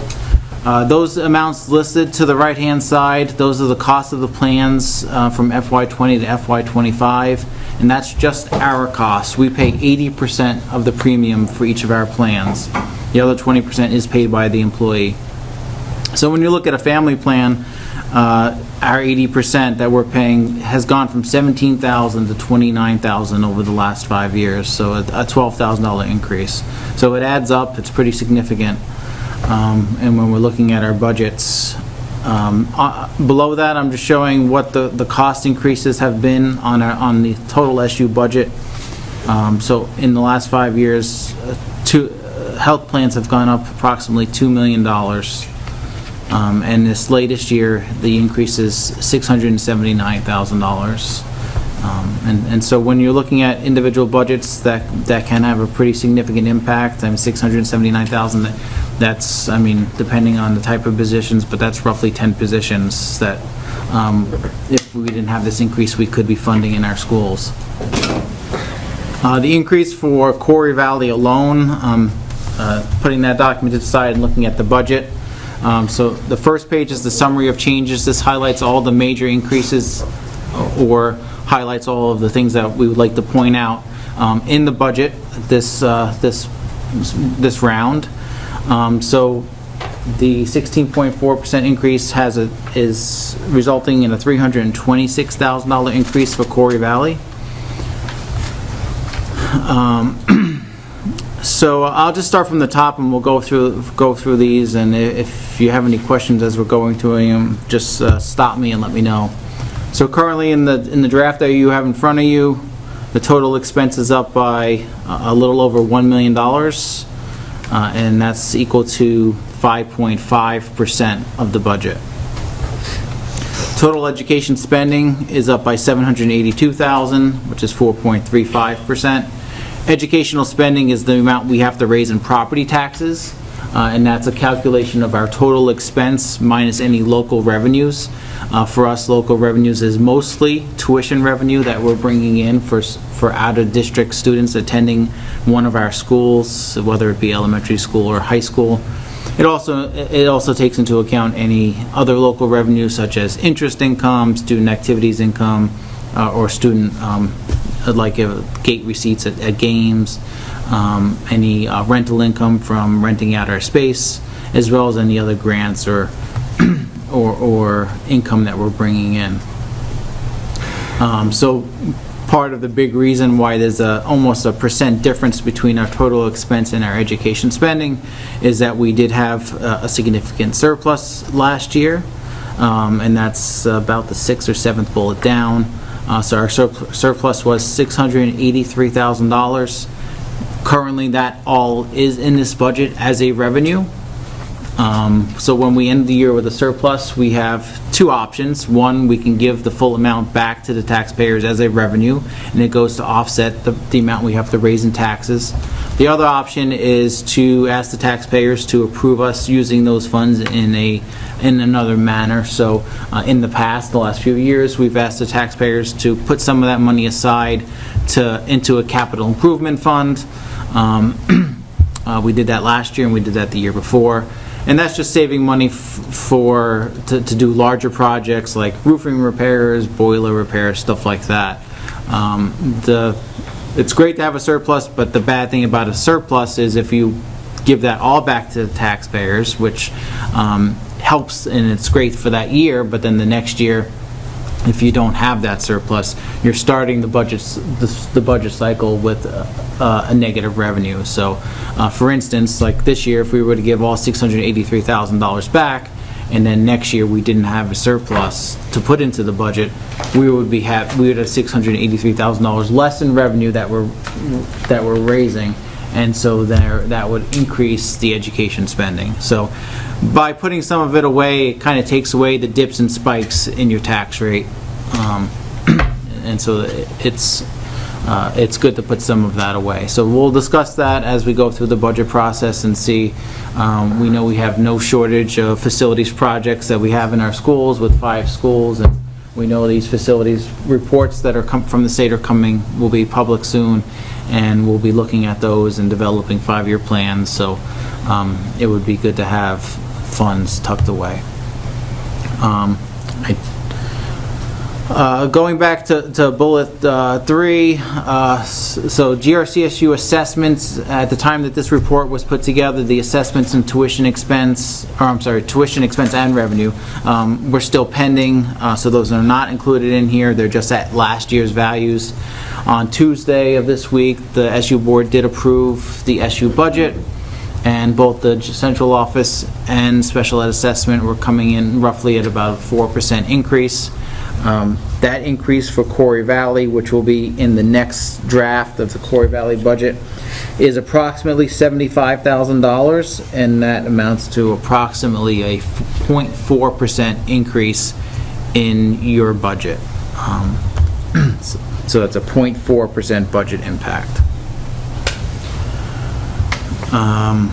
We touched on healthcare already. Right now, this budget represents HRA at 100% liability. That's if everybody was to utilize 100% of their HRA funds. We know that's not the case.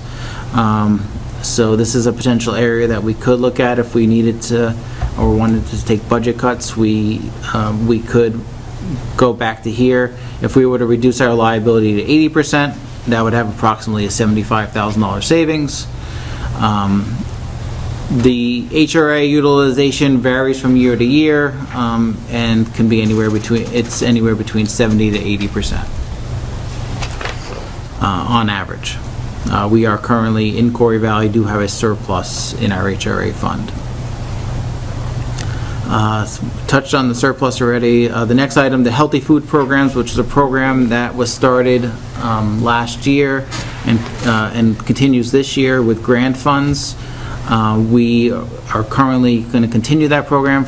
We're planning on continuing that program next year, but we're going to utilize food service surplus funds so that it doesn't have any budget impact. That program costs approximately, for Quarry Valley schools, I would say about $30,000 a year. And that program consists of 2 educators that are going into the, or local farmers that are going into our elementary schools once a month and teaching the kids about healthy foods, local produce, and doing a harvest of the month and a taste test program. To teach them about nutrition and stuff like that. They got my daughter to drink a spinach smoothie. So good. Who is very, very, very, very, very picky, so just saying. It was a miracle. Sorry. Yeah, totally. The other increase that's in this budget, athletic official lines, we've increased by 20%. I think it's the VPA or whoever's in charge of the officials did just increase those rates. If you're looking into the, well, actually, you just have a summary, but we did do a shift because we just started a new program through Arbiter, which is, before each school had their own official line and paid out of that, but we just centralized that to the Quarry Valley level. So there were some shifts in the budget, but if you add up all the lines, it is approximately a 20% increase in those lines. Let's see. The next section is maintenance. I don't think we're going to spend too much time on this, but we do have some projects coming up. None of these projects are currently in the budget. It's kind of just as an FYI on things that we're discussing at our local level in schools. I think some of these projects that if we know that they're immediate, we will be working on them within our each school's facility budget. If there's projects that exceed what they can fund out of that budget, they'll come to the board and ask to utilize capital improvement funds. For any major projects, we might, unless they're an emergency type situation, we'll probably wait until after those facility reports are finalized and come up with our 5-year plan. And then as we discuss those at the district level, we will prioritize those and kind of come up with a plan as to how we're going to fund them. But no budget impact at this time on any of these items. There were some personnel changes that are in the budget. So currently, this budget includes a 1 FTE increase in a behavior position at Poultney High School. It includes a shift of funding at both Poultney Elementary School and Proctor Elementary School. So there was a behavior position that was 100% funded through special ed at Proctor Elementary School, just due to some changes at special ed and compliance issues, just to be in compliance with IEPs. We're shifting that position to only 50% special ed funded and moving 50% of it to local. And in order to, and by doing that, we're also able to fund 50% of the Poultney behavior position with special ed funds. So it's almost a net zero budget impact. It's just a shift within the total budget, moving one position that was 100% to 50% and moving another position that was at 0% to 50%. So sort of just a little shell game with no budget impact. And then the last item was we added a part-time office help for Poultney Elementary School in the office with approximately a $13,000 budget impact. And then the last section, there's 2 items that are not in the budget that are personnel related, and that's a 1 FTE counselor at Poultney Elementary School and a shared secondary math interventionist for the 3 high schools. Are those numbers salary only, or is that salary? It's an Plus a base it's an benefit. estimate for total compensation. Okay, thank you. And it could be low, it could be high, depending on Okay. who you're actually bringing. Yep. So there's one other document that was in the packet that I want to discuss, and then I have another thing that I'll pass around that we can discuss. So while that's going around, I did share just a document which was tax rate history. I just thought this was important to share because over the last 5 years, Quarry Valley tax rate has steadily been declining, and there's only so many years that we can continue to do that. This is pre-CLA, so your actual town tax rate may be slightly different after the CLA is applied. But so in FY21, our tax rate at the Quarry Valley District level was $1.48.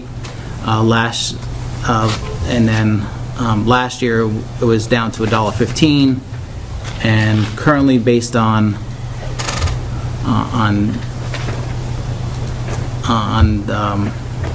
this budget, the max that our tax rate could increase is 5%, which would bring us to $1.21. And that max of 5% is as part of Act 127, which I'm not going to go into too much detail tonight. I really want to leave that discussion until next month when we could actually look at more specific data. Act 127 is a little complicated, and it does shift a lot of terminology from what we've been used to new terminology, and changes the way we calculate the tax rate. But there is a threshold of a max of 5% that a tax rate can increase for a district. That's the law that changes all the weighting and eliminates equalized pupils and comes up with a new calculation. So that's just an FYI. And then, so the sheet that just went around shows the budget by school. And I didn't include this in the packet because I didn't really want people to get hung up on this numbers, because I think it's a little misleading to some degree, and we really want to look at the budget as a Quarry Valley as a whole. And the reasons, so like when you look at percentages for each of these schools, and small stuff like the behavior position that I just talked about and the shift from special ed, that one item, which is only talking about a half of FTE, could have a 2.5% change in percentage-wise from one school to another. So you look at like Proctor Elementary School, who is up more than the rest, but that's only because of a shift in funding, which has no budget impact for the Quarry Valley as a whole, but does affect their school. And if you took that scenario out, brings them more in line with everybody else. And then there's other factors. So if you have a teacher that in one school who went from a buyback to a family plan, that could have a $30,000 impact on a school, which could impact their percentage by almost 2%. So it's not a change that the school has any control over, but it could have a 2% increase in that school's percentage increase, just from one staff member changing from a buyback to a family plan. We do a lot of estimating, especially when we have staff leaving, and if we have one staff who's a new staff member, and who's say at the beginning of the scale and making 45, and we replace that person if they leave with someone that's more experienced and they come in at 75. Again, that's a $30,000 change in salary, which over the whole Quarry Valley budget may not have as big of an impact, because there's ins and outs and it's washing, it's netting maybe to a net zero, but that could impact one school to be up 2% and another school to be down 2%, those type of changes. So I think we need to focus on the Quarry Valley, but this is an FYI for information because it was requested. What is district-wide total on there? So district-wide is where we put everything that's not school-specific. So there's things like our vocational tuition, shared teachers, so like we have a driver's ed teacher that's shared, It's our Board of Ed expenses, our fiscal services expenses.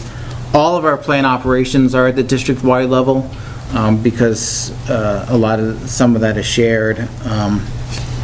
Let's see, you also have our assessments, our SU assessments, both special ed and central office are at the district-wide level. Transportation is at the district-wide level. So it's things that we try to keep at the district-wide level because they don't necessarily pertain to one school, and it would be a lot of more administrative work to try to break it down and apply it to a school. Can you tell us the amounts in the two sinking funds we currently have?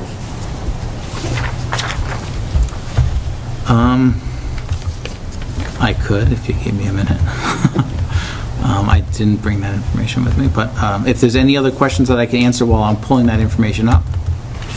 We've had pretty big surpluses the past 2, 3, 4, 5 years, or am I? Well, with the ESSER funds, because we've Yep. supplemented with ESSER funds. Yep, so the last 3 years, we have, including this one that's in this budget, we've had large surpluses, and that's a combination of both ESSER funds as well as sometimes we have had unfilled positions because, just because of the job market and it's tough to fill some positions. We've been able to both supplement our budget. We've also built positions into our budget, which we've have funded through grant funds and what we plan to move to local, but with ESSER funds, we've continued to fund those with grant funds, and that results directly in some local savings.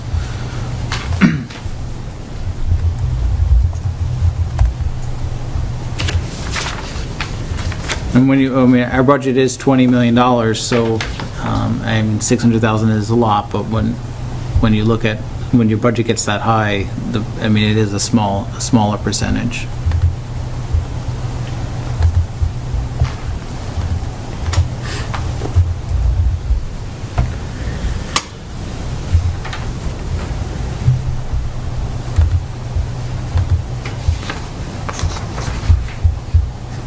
Any other questions? So in our capital improvement fund, we currently have $856,000.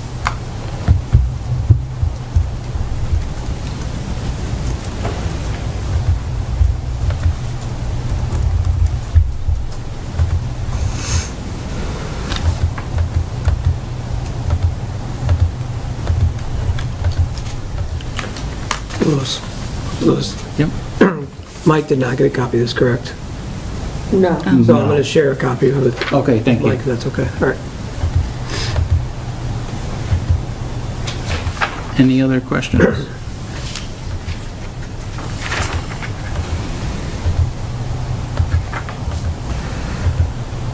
Well, the other question is, what are you looking for from us tonight? What big decisions do we get to make? And in a second, I'll get to that. So, and then in our extracurricular fund, we have $217,475. Great, thank you. So I guess the first thing that we'd be looking from the board is to consider the two positions that are not currently in the budget. And then from there, we would need the budget's thoughts on the budget that's in front of you and. Okay. So, can we ask questions about these positions? So it says the secondary math interventionist, you said a shared position? Yes. So how many math interventionists do we currently have that are shared? Do we have any that are shared? One. And it's shared again across all 3 schools? High schools, but they're Yes, she's high currently schools. operating in 2. Correct. Okay. Would this person move then, or would this person just be?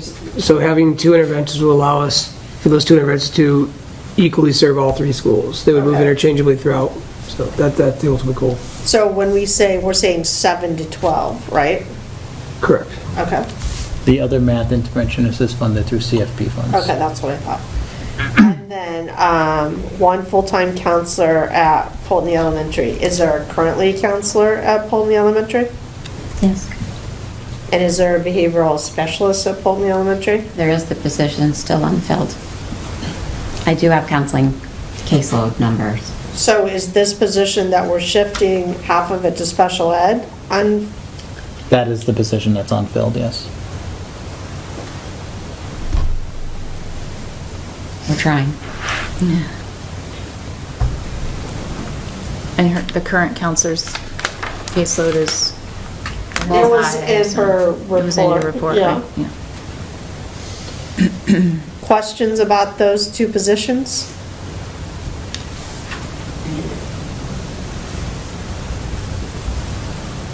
Adding those two positions bumps us to what? Yeah, that's the main question.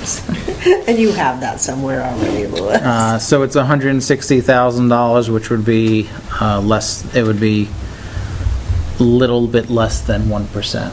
So 75,000 was 0.4, so you'd be looking at approximately like a 0.82%. Okay. Adding that to the 4.35. It would add to both the 4.35 and the 5.5. Yep. I guess the other piece then is determining of the 683, 867, what part of that you're gonna use moving forward as cash to open, so to speak, right? Correct. So like a percentage? And you have a number in mind, I'm guessing? I do not, no. I'm shocked. In the past, we've done up to 50%, and we've kind of decided, we've budgeted 50% into the budget, Yeah. but we don't have to decide at that time. We could always decide at a later date to put less in, but that's what we've asked for. So just basing on, we know these facility reports have come, we know that they're,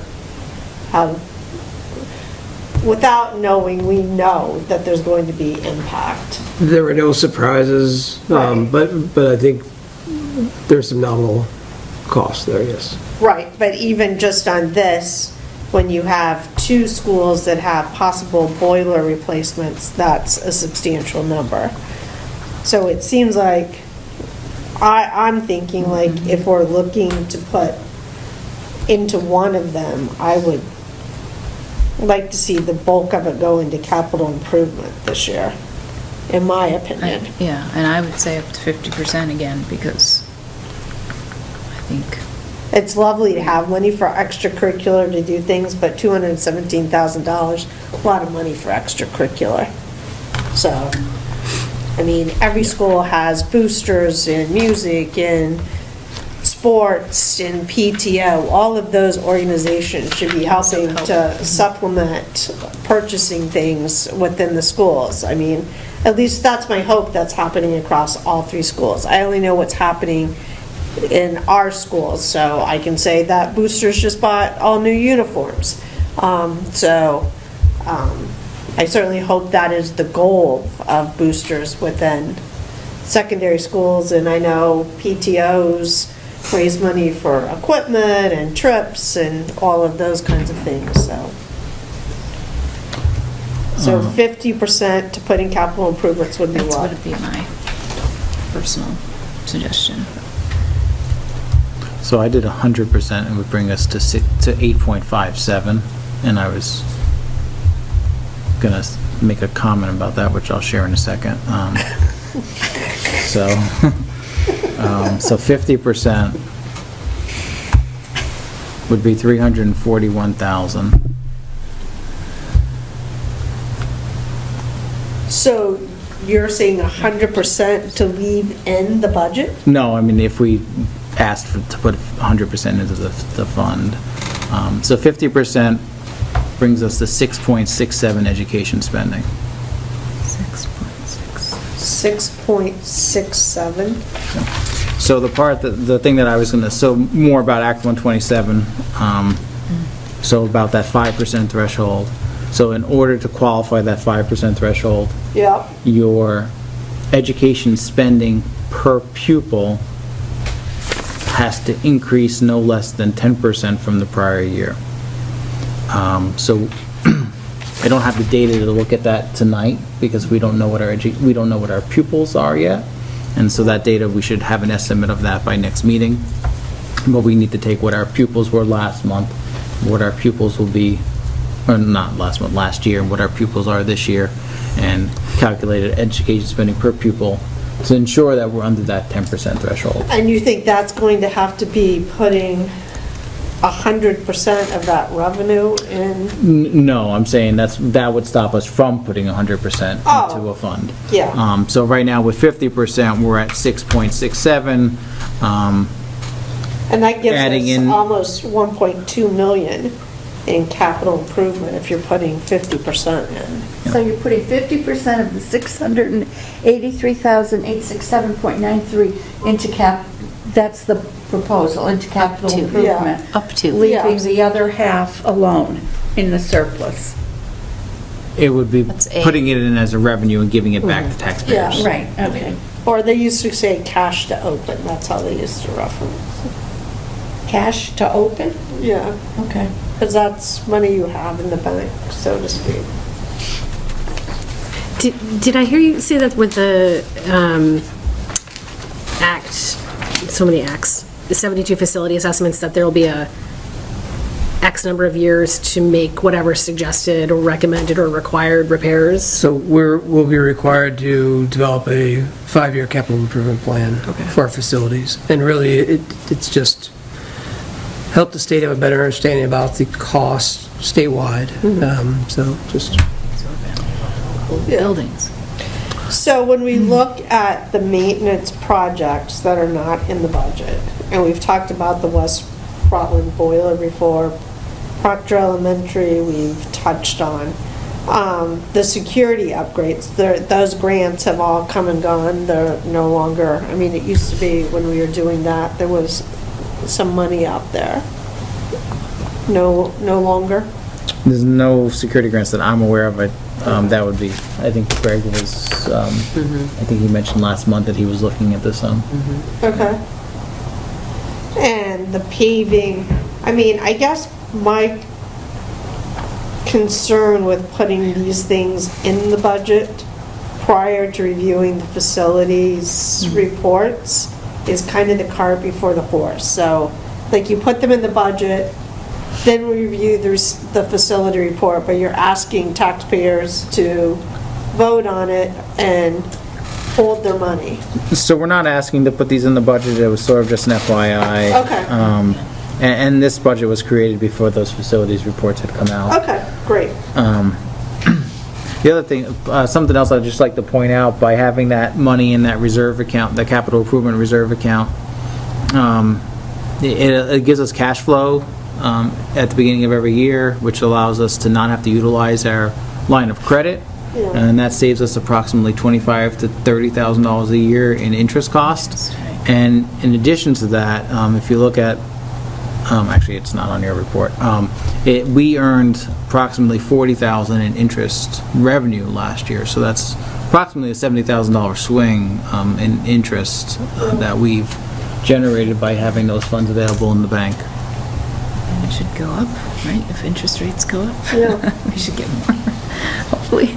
So the question then this evening is, I mean, not a final decision, but just as a general conversation consensus, any concerns about putting up to 50% in the capital improvement fund?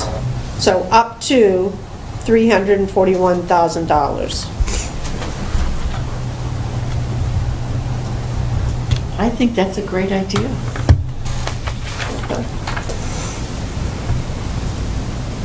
I don't know how everybody else feels, but I think that's a great idea. So then when you come back in December, you'll let us know what that we're still in that 5%, hopefully. Because we certainly don't want to have that go up more than to 121. Yes, so by next month I should have more details on that. I should hopefully have some more details on vocational, which is one of the items that's still pending. Yep. We have an estimate of what their tuition will be, but we have not received the 6-semester rolling average yet. which has a significant impact on that. And then right now, the other item that's still pending is preschool tuition, which I just have not guesstimated that yet. Okay. And is there consensus for Lewis when he comes back with second draft to have included the Polton Elementary full-time counselor and a full-time secondary math interventionist? Any objections to that? We should do it. Okay. Hearing none, I would include that in the second draft. You come with a couple different options, correct?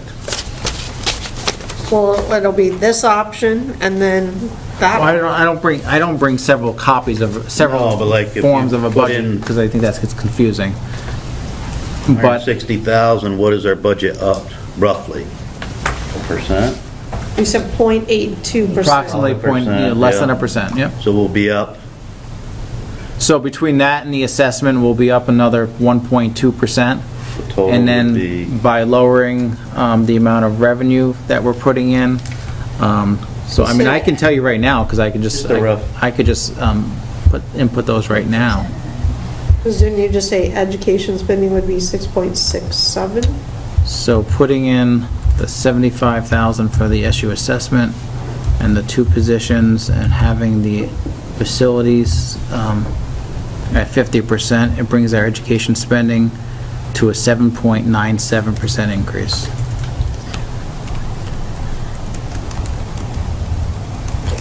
Which is still under the 10%, and which would have that 5% threshold of tax rate. the budget will be up 8%? So total expense is up by 7%, and education spending is up by 7.97. So the part to be raised by us locally is 7.79. 7.97. 97. No, I wrote it the other way, too. Dyslexic. Almost 8%. Yeah. But still keeps us at 121. Yes. Because these are things that schools need right now. And 121 across all communities or variable? That's the pre-CLA tax rate. So Okay. then you take that and you apply each district's, or each Okay. town's CLA. So depending on how homes are selling in each of your towns, Yeah. not every town has the same tax rate because we don't all have the same CLA. Right, okay. Did any town have to do a townwide assessment? No one is doing it right now because the state is changing their database, so they're waiting for them to get it squared away. Okay, good. Multiple towns need to do, probably every town in our district needs to have it. And we haven't done one in probably 9 or 10 years. Easy. But, we've done one since then, but you carry it for 3 years, But our so. CLA was good. So I can tell you. So the state requires if you fall below 85%, that you need to have a reappraisal. Right. And so last year, I think Polteny was like 90, wasn't it? last year Polteny was at 90.68, Proctor was at 88.9, and West Rutland was at 87.23. So nobody fell below the threshold. But everyone's got, I'm sure if you watch your select board, your lister has come and spoke about it at every board meeting, that you need to be planning to do it within the next year or 2 years, but they're waiting because at the state level, they're changing their management system, and it wasn't so smooth the last time as our lister shared, so they're waiting for them to work out the bugs before, so. There's not that many out there to do appraisals now anyway. Okay, anything else from us that you need? Not at this time? All right. We're good, 7.9? That's what we're, If that stuff's included. If those items are included, yes. Well, we're not voting, he's coming back Yeah, with the he's gonna second come draft in December.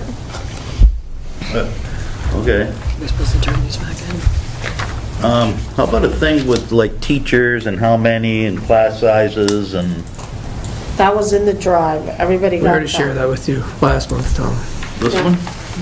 Exactly what you just asked, was Linda had requested that meeting, I put that in the drive, so. That's it? Yeah, but that doesn't really, maybe I got the wrong paper. Now, you were looking for a 7 through 12, maybe the actual class sizes? Well, Is that what you wanted? Well, the class sizes are in every principal report, every time. yeah, but like how many, okay, in West Rutland, you've got 4 science teachers, they teach like we've done in the past. This one doesn't really, So Tom, what I would ask is next budget, if we, 7% is not palatable, and you would like us to get to a certain point, you then allow us to go back and say, in order to get to 4% or 5%, here's how we get to that, and then we come back with suggestions. And so we look at personnel and what adjustments can be made to get to that number. yeah, but usually we have a thing like if you got a teacher that's got 5 kids in a class. You know what I mean? And kind of. Right, we limit that, those are all things we're doing, so we are looking at, if the board would come back to, and say that, hey, we, with these, because I look at these positions, and these are all needs, they're not wants in each of our buildings, but if 7% is something that the board does not want, says we need to get this down to, say, 4%, in order for us to get to 4%, we would look at, say, we have like 2 retirements, we look at attrition, we would look at, just some consolidation, we look at other things, but we would, that would be the task of myself and the building admins, to sit down and say, in order to get to this number that the board is asked to get to, here's what it would take, and then we would come back to the board and share, here are the recommended adjustments to the budget, and here's the impact, and then to share with you. I get that, but normally we get something that will have, We've never shared yeah. the class by class down, like, Yeah, because that's what we've said, we've had low counts and everything else, and, okay, So- West Rutland's got 4 science teachers, do they need 4, or... Right, but those are things where we've had class counts we're coming before, to you- like in this period, this teacher has this many kids, this period they have this many kids, we've done that before. One. That's what I thought we were getting this time. No, that's not what she asked. She asked, that's not what Linda asked for. So, Right, there's a specific spreadsheet that Linda shared on behalf of the Quarry Valley Board that we asked to fill out, that I believe you had actually spoke with Linda about as well. Like 1st to 6th grade and number of students, that is what it is, but when you get into high school, do you have teachers teaching 5 kids in second period and 4 kids, and do you have 4 math teachers, and you know what I'm... Yeah, we know what you're saying, yes. Yes. Yeah, and 1 through 6, I get that's... Yeah, so... That's what it is, you got a teacher for this many kids. So, I mean, Tom, if you would like to, for the next December to come with a report that for our 9 through 12 Yeah, 'cause high this school one courses that, takes a look at, average numbers in classes, we can, I'll work with Jay, Jen, and Joe, and our school counselor to provide that report. But I know that's something which we do take into account, that we look at minimum classes, and that's something which, as we look at consolidation, we find that there's no point in having a class at Pulteney of 3 kids and 2 kids at West Rutland, and say 2 kids at Proctor. That's a discussion we have, how can we consolidate that into one section? So we've been having those discussions for the past 2 to 3 years, but, geography plays into it, and just, scheduling, so, but we can continue to have those discussions, and provide that information. If that's what you'd like, we can have that in the board drive for December. That was going to be, but I also think that can be a little misleading, because when you take higher end classes like AP classes, you're only going to have small class sizes based on like the... I get if that, you want to offer a variety of science electives. So I understand that, but like I say, we started out years ago with, okay, we got to do this, and yeah, okay, we got 2 kids in that class, and now we've been going back to, geez, you can't just have 2 kids in a class, but you know what I mean? Sure. So we're going back the other way, and then we go this up and down. I mean, well, what not are that you need minimum class we as a sizes, board but- going to do with that information? Because as a board, I'm just asking what the goal is. So is the expectation, if they provide that to us? I'd like to see what the class sizes are. Have we gone back to 2, 3 at a special thing, or, because we were steering away from that in the Well, beginning? Tom, I'll just say, high school class size fluctuates. I Yeah, and get so, that. so I think it's one where if we can take a look at it, class sizes under 5. Mike, we can hear you. Mute yourself. Right, but I mean, like I said, I don't know of any high school class where we have 2 students in a class. Just use that for an example, 5, whatever, but, because we started out before this board, like I say, then we wanted to go higher end classes, but then you got teachers, might have 2 kids in a class, and then their next period, they might have 4, and then we started getting away from that. It'd just be nice to see class sizes and teachers, and So we we could, used to get that. what we could do We is, haven't gotten it since Deborah left. We haven't gotten it in a very No, long we've gotten time. it since then. No, we haven't.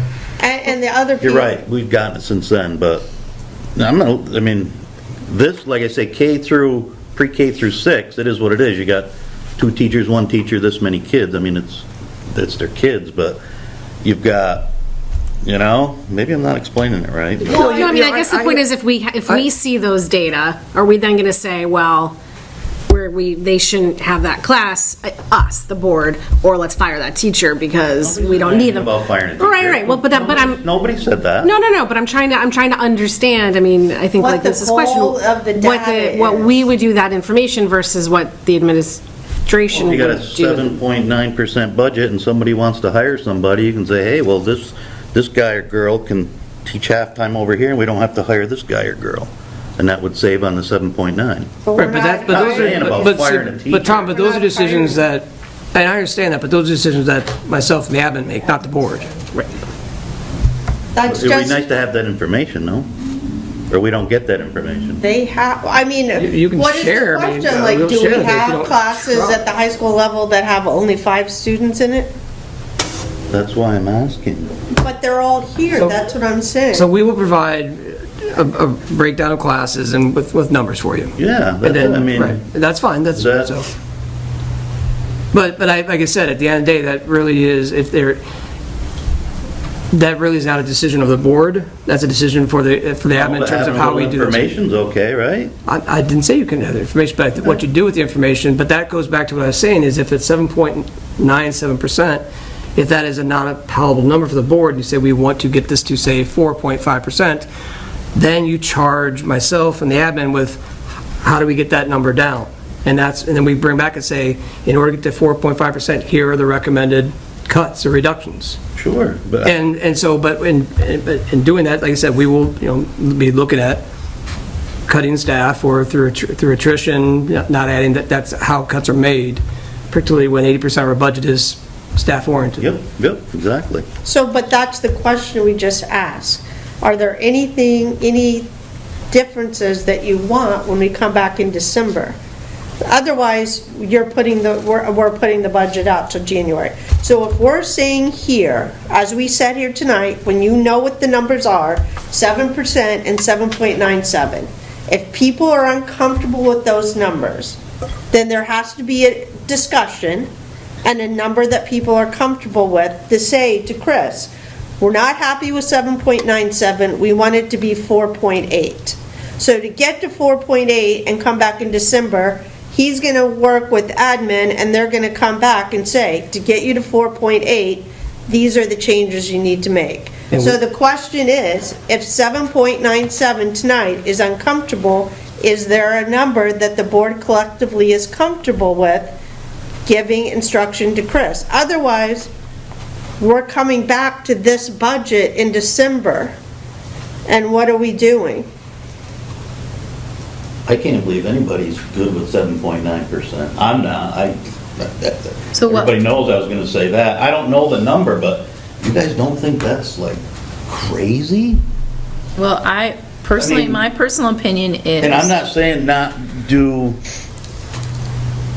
the counselor or the math, I'm not saying that, but Since, holy smokes. in my view and experience, the things that are proposed and already in the budget, and then the bottom two things, the counselor and the math intervention, are highly needed and not in the budget. And so, given the healthcare increases that Louis just explained, and we don't know what's coming down the line with whatever might be required or recommended from the state for us to do in capital improvements, we could say up to 20% is going to go, instead of up to 50%. We could change that percentage, but up to gives us that flexibility too. So if we want to put in 50%, we can of the surplus, or we don't have to, right? That we have a few months. That's not changing. Right, and that's the number substantially.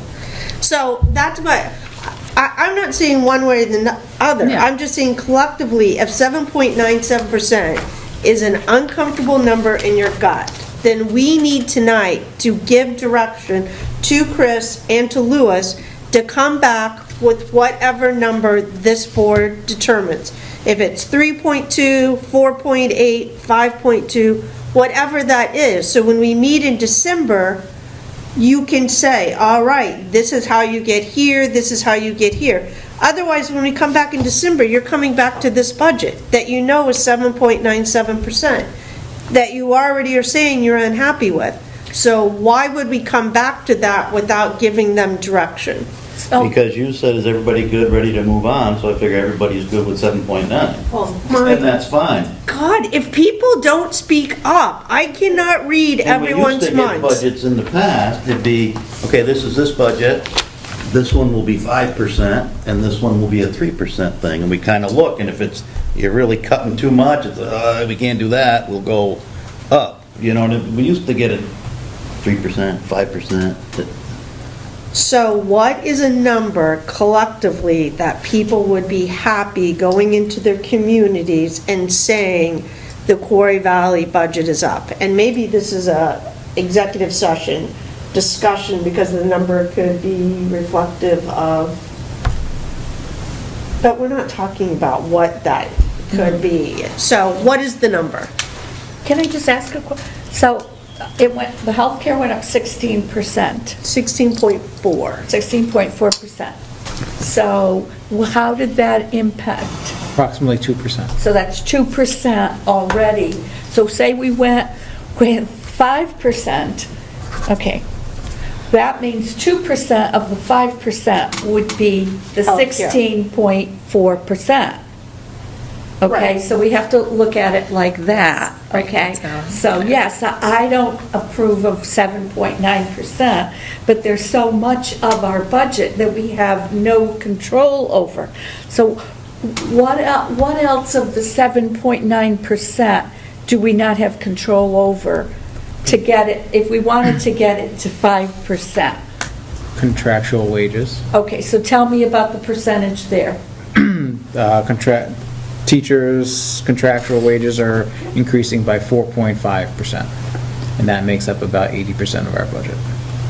Okay, so the 7, okay, so So can I'd you estimate compare it that to that the has, 7.9? I'd estimate that that has approximately a 4% increase on our budget. Okay, so 2 point and 4 point, we have no control over, so we couldn't go down much more than 6% where right there. we are, Right, right? and so the 1.6 is essentially the increases Is 1.6, so the and only the thing... sweat and the shifting positions from the SU to local and, well, and adding part-time office help at Polteny Elementary, well, it's 13%, it is what it is. Okay.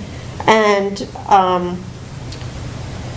lucky if we And they find have to have the counselor. and those two it's out of positions of 160,000, which is 0.82%. So essentially 1.6% is what you have control over. Right, so we would go And of down... 1.6, you've decided 0.82 is going to be two positions. Right. So we would go down for the 1.6 from the 7.9. We have no control over the 6.3%. Correct? Am I reading that right? So Well, I'll say this then, I mean, that, under our current staffing model. Right. our So current like if you said to get to 5%, we would have to cut position. reduce staff to Right. get below that. Right. So I'm not that's- happy either with the 7.9, but we have, you have about 0.78% that to you play. So you could say. that we can play with. can Yeah. mold.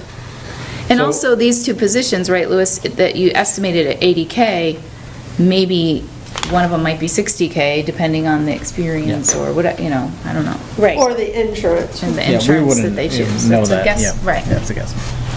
The way to make substantive changes comes with that discussion in December when you talk about substantive changes across the district. When you talk about designating a building to be an AP building, to be this. So then you can justify offering those classes. You're having instructors with larger classes, and all your students are on campuses, so to speak, where they're getting the most or where they want to be with respect to flexible pathways. That's the only way we're making changes, is by looking at our current model and making some substantive changes there. Whether, like CCV does a class that, say, my daughter does, and her teacher's in Colorado, and she goes on the computer to take the class. We talked about computer classes, but that's what we're doing maybe January. That's that. Yeah. Right now, we're stuck with 7.9. So we could ask to have him come back with a 7% or a 6.3%, but that's about as low as we can. I mean, we could go lower. We could go to 5. But then we really are cutting. Have a reduction, so of we course. could ask for a 5 and a 6.3, and then we've got this one. If you said 7, you're essentially... No, keep it, 6.3, because it's the 1.6 minus the 7.9. Yeah, I mean, 7%, you'd have to get rid of the 2 new positions. Right. Good math. Would you like to take our FastBridge assessment? Just as a reminder, with that threshold, the 5% threshold, so right now we're at 8%. Correct. Our tax rate's increasing by 5%. If we were to cut and go to a 6% increase, our tax rate's still going up 5%. So in essence, we're cutting 2% out of the budget, but our tax rate is not the same. changing. Right. So we would have to get below 5% increase in order for our tax rate to have any impact. Right. And as you said, at the SU level, it is when you're looking ahead to sustain, but it's going to be, there are things that have to change, but this is the reality of where we are at this moment. So the question is, are we asking them to come back with 4.8, 6.3, or whatever those numbers are? Is that what you want to see in December in addition to this? Because this is the time to speak. Do you want a 6.3? The board's got to decide, not just me. It just No, seems but like you we're ask shoving and we 7.9. want. everybody No, goes. but that's the thing, I'm asking as a Tom, I'm good with this because people I talk to in my town want the things that are on here. Right. I didn't say anything So- about what we added there. I didn't say that. No, I know, but I'm saying what I'm saying is that Exactly. that's But my it's just view. 7 point, boom, now come, show me a 5, show me a 6.5. That's what I'm asking. I'm not if looking we to want gut people, but it sounds like everybody's good with, I'm the only one barking, so. No, you're not. No, No, I- you're not. So You're 7.9. not, but I'm just saying, now is the time to bark. In December, Yeah. it's gonna It's be too late. like a day late and a dollar short, because we're gonna have to have special meetings, we're gonna be into January, it would We be need to give them better direction. if we want to see changes, or we have an expectation of wanting to see something, to see it in December. And maybe they come back with 5 and look at it, well, geez, no, we can't do that. I mean, it is what it is, but it'd be nice to see. Okay, is That's that fine. 5? But Is that that's just me. You got to take the poll of everybody. taking everyone's pulse? 5%? Why not?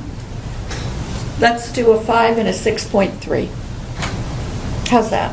And then then we have a comparison for a 5, a 6.3, and And a this. 7. Yes. Yep. Is that good? Everyone's pulse? I mean, I'd be okay with one point of comparison if it's less work for these guys to pull together, but like around a 5.5 maybe, or a 6, but. But we have to agree on what it is. What do you? I don't care. I've offered 100 different numbers. All right, so you said 6.6, you said 5, so you want to do a 5 and a 6.6? Everybody? Yes? 6.6 isn't going to be, yeah, Can we do 6.3? 6.6, Which is minus the we were 1.6. already at. Yeah, I don't really care. My point was I don't want to make busy work either, right, for these guys, so I think that was my. Yeah, but let's look at it. So if they came back at 5, is 5 the number at the lowest that you would be happy to see, is the question? Yes. I'm okay with 5.5, if that gives us, I don't know what kind of, we can throw those out. Are you happy with 5.5? Do you want 5.5? Sure. Okay, 5.5? Nobody's looking to gut any school. No, I know that. I know you're. I know. That's not part of the conversation. You come out with getting rid of teachers, and that's not what I'm No. looking for. No, it was a trying to clarify the intent of where we were going. It wasn't that I think you actually wanted to do that, It's so just to- apologize if that's what came across. Go, no, that's not cool. Okay, so if we go at 5.5 and the budget we have now, are Yeah. those comparables enough? Great, so Lewis and Chris, 5.5, what that would look like, okay? Anything else on the budget? No. Great. All right, moving on, contract recommendations, that 4%. All right, extracurricular. Carl Serrani, West Rutland varsity girls basketball coach, $4,000 stipend. Allie Mitchell, West Rutland varsity boys basketball coach, $2,500 stipend. Matt Serrani, West Rutland junior varsity girls basketball coach, $2,000. Alan White, West Rutland junior varsity boys basketball coach, $1,250 stipend. Joe Harrington, West Rutland freshman class advisor, $400 stipend. Catherine Mahoney, Pulteney High School Licensure Board, stipend to be determined. Isn't there a stipend determined for that already on the schedule? No? I'm sorry, I wasn't. For Licensure Board? Which school is that? Pulteney. That is to be determined because it's based on the grant. Okay. Pulteney Wells and Middletown is based on the grant. Okay. Daniel Fagan, Proctor Elementary Licensure Board, $459 stipend. Amanda Ames, West Rutland 5-6 girls basketball co-coach, $375 stipend. Stephanie Hart, West Rutland 5-6 girls basketball co-coach, $375 stipend. Don Dunches Jr., West Rutland 7-8 girls basketball, $1,500 stipend. Justin Heyer, Pulteney High varsity basketball coach, $2,248 stipend. Ken Stanley, Proctor High School varsity girls basketball coach, $3,500 stipend. Dave Parker, Proctor High junior high basketball coach, $1,148 stipend. Joe Parker, Proctor Elementary 5-6 basketball coach, $546 stipend. Matt Parker, Proctor High varsity boys basketball coach, $3,500 stipend. Jeremy Cole, Proctor High junior varsity boys basketball coach, $1,724 stipend. Todd Hayes, Pulteney High School varsity girls basketball coach, $3,364 stipend. Megan Franzoni, Pulteney High School varsity winter cheerleading coach, $3,364 stipend. Michaela Woodbury, Pulteney High School 7-8 winter cheerleading coach, $1,132 stipend. Ryan Murphy, Pulteney High junior high girls basketball coach, $1,132 stipend. Craig Hunt, Pulteney High varsity softball coach, $2,248. A motion would be in order to approve the contract recommendations as presented. So moved. Discussion?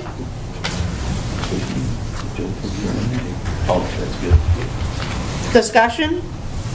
Nope. All right, all those in favor? Aye. Any opposed? Motion passes unanimously. Retirement. We have Mike Manny, Proctor Elementary teacher, retiring the end of FY '24, and Charles Ron Adams, Pulteney High School teacher retiring end of FY '24. A motion would be in order to accept the resignations. So moved. Discussion. How long has Charles Ron Adams taught at Pulteney? 28 years. Okay. Yeah, I had the delight of working with him when I was still teaching. And what about Mr. Manning, you know? I feel like his letter said Oh, 10 years? 20. Oh, 27. 27, I don't know. 27. All right. I don't think it's all So, Proctor, though. We accept their retirements with regret. With regret. All right, all those in favor? Aye. Any opposed? Motion passes unanimously. Is that all we have for that? Policies. D4, visitors, volunteers, work study students, second read. F13, harassment, hazing, and bullying, prevention of students, second read. F23, GRCSU equity policy, second read. G9, responsible computer network internet use, second read. A motion would be in order to adopt the second read policies. So moved. Motion by Kristen. Any discussion? Hearing none. All those in favor? Aye. Any opposed? Motion passes unanimously. B4, notice of non-discrimination, first read. C1, board meetings, agenda preparation and distribution, first read. D2, professional development, first read. F12, weapons and firearms, first read. A motion would be in order to approve the first reads and send on as second reads. So moved. Motion by Linda. Discussion. Wasn't one of those you took off? I didn't read it. Oh, I you did didn't take read it it, off, okay. yeah. All those in favor? Aye. Any opposed? Motion passes unanimously. General public comment, second session. We still have no public with us.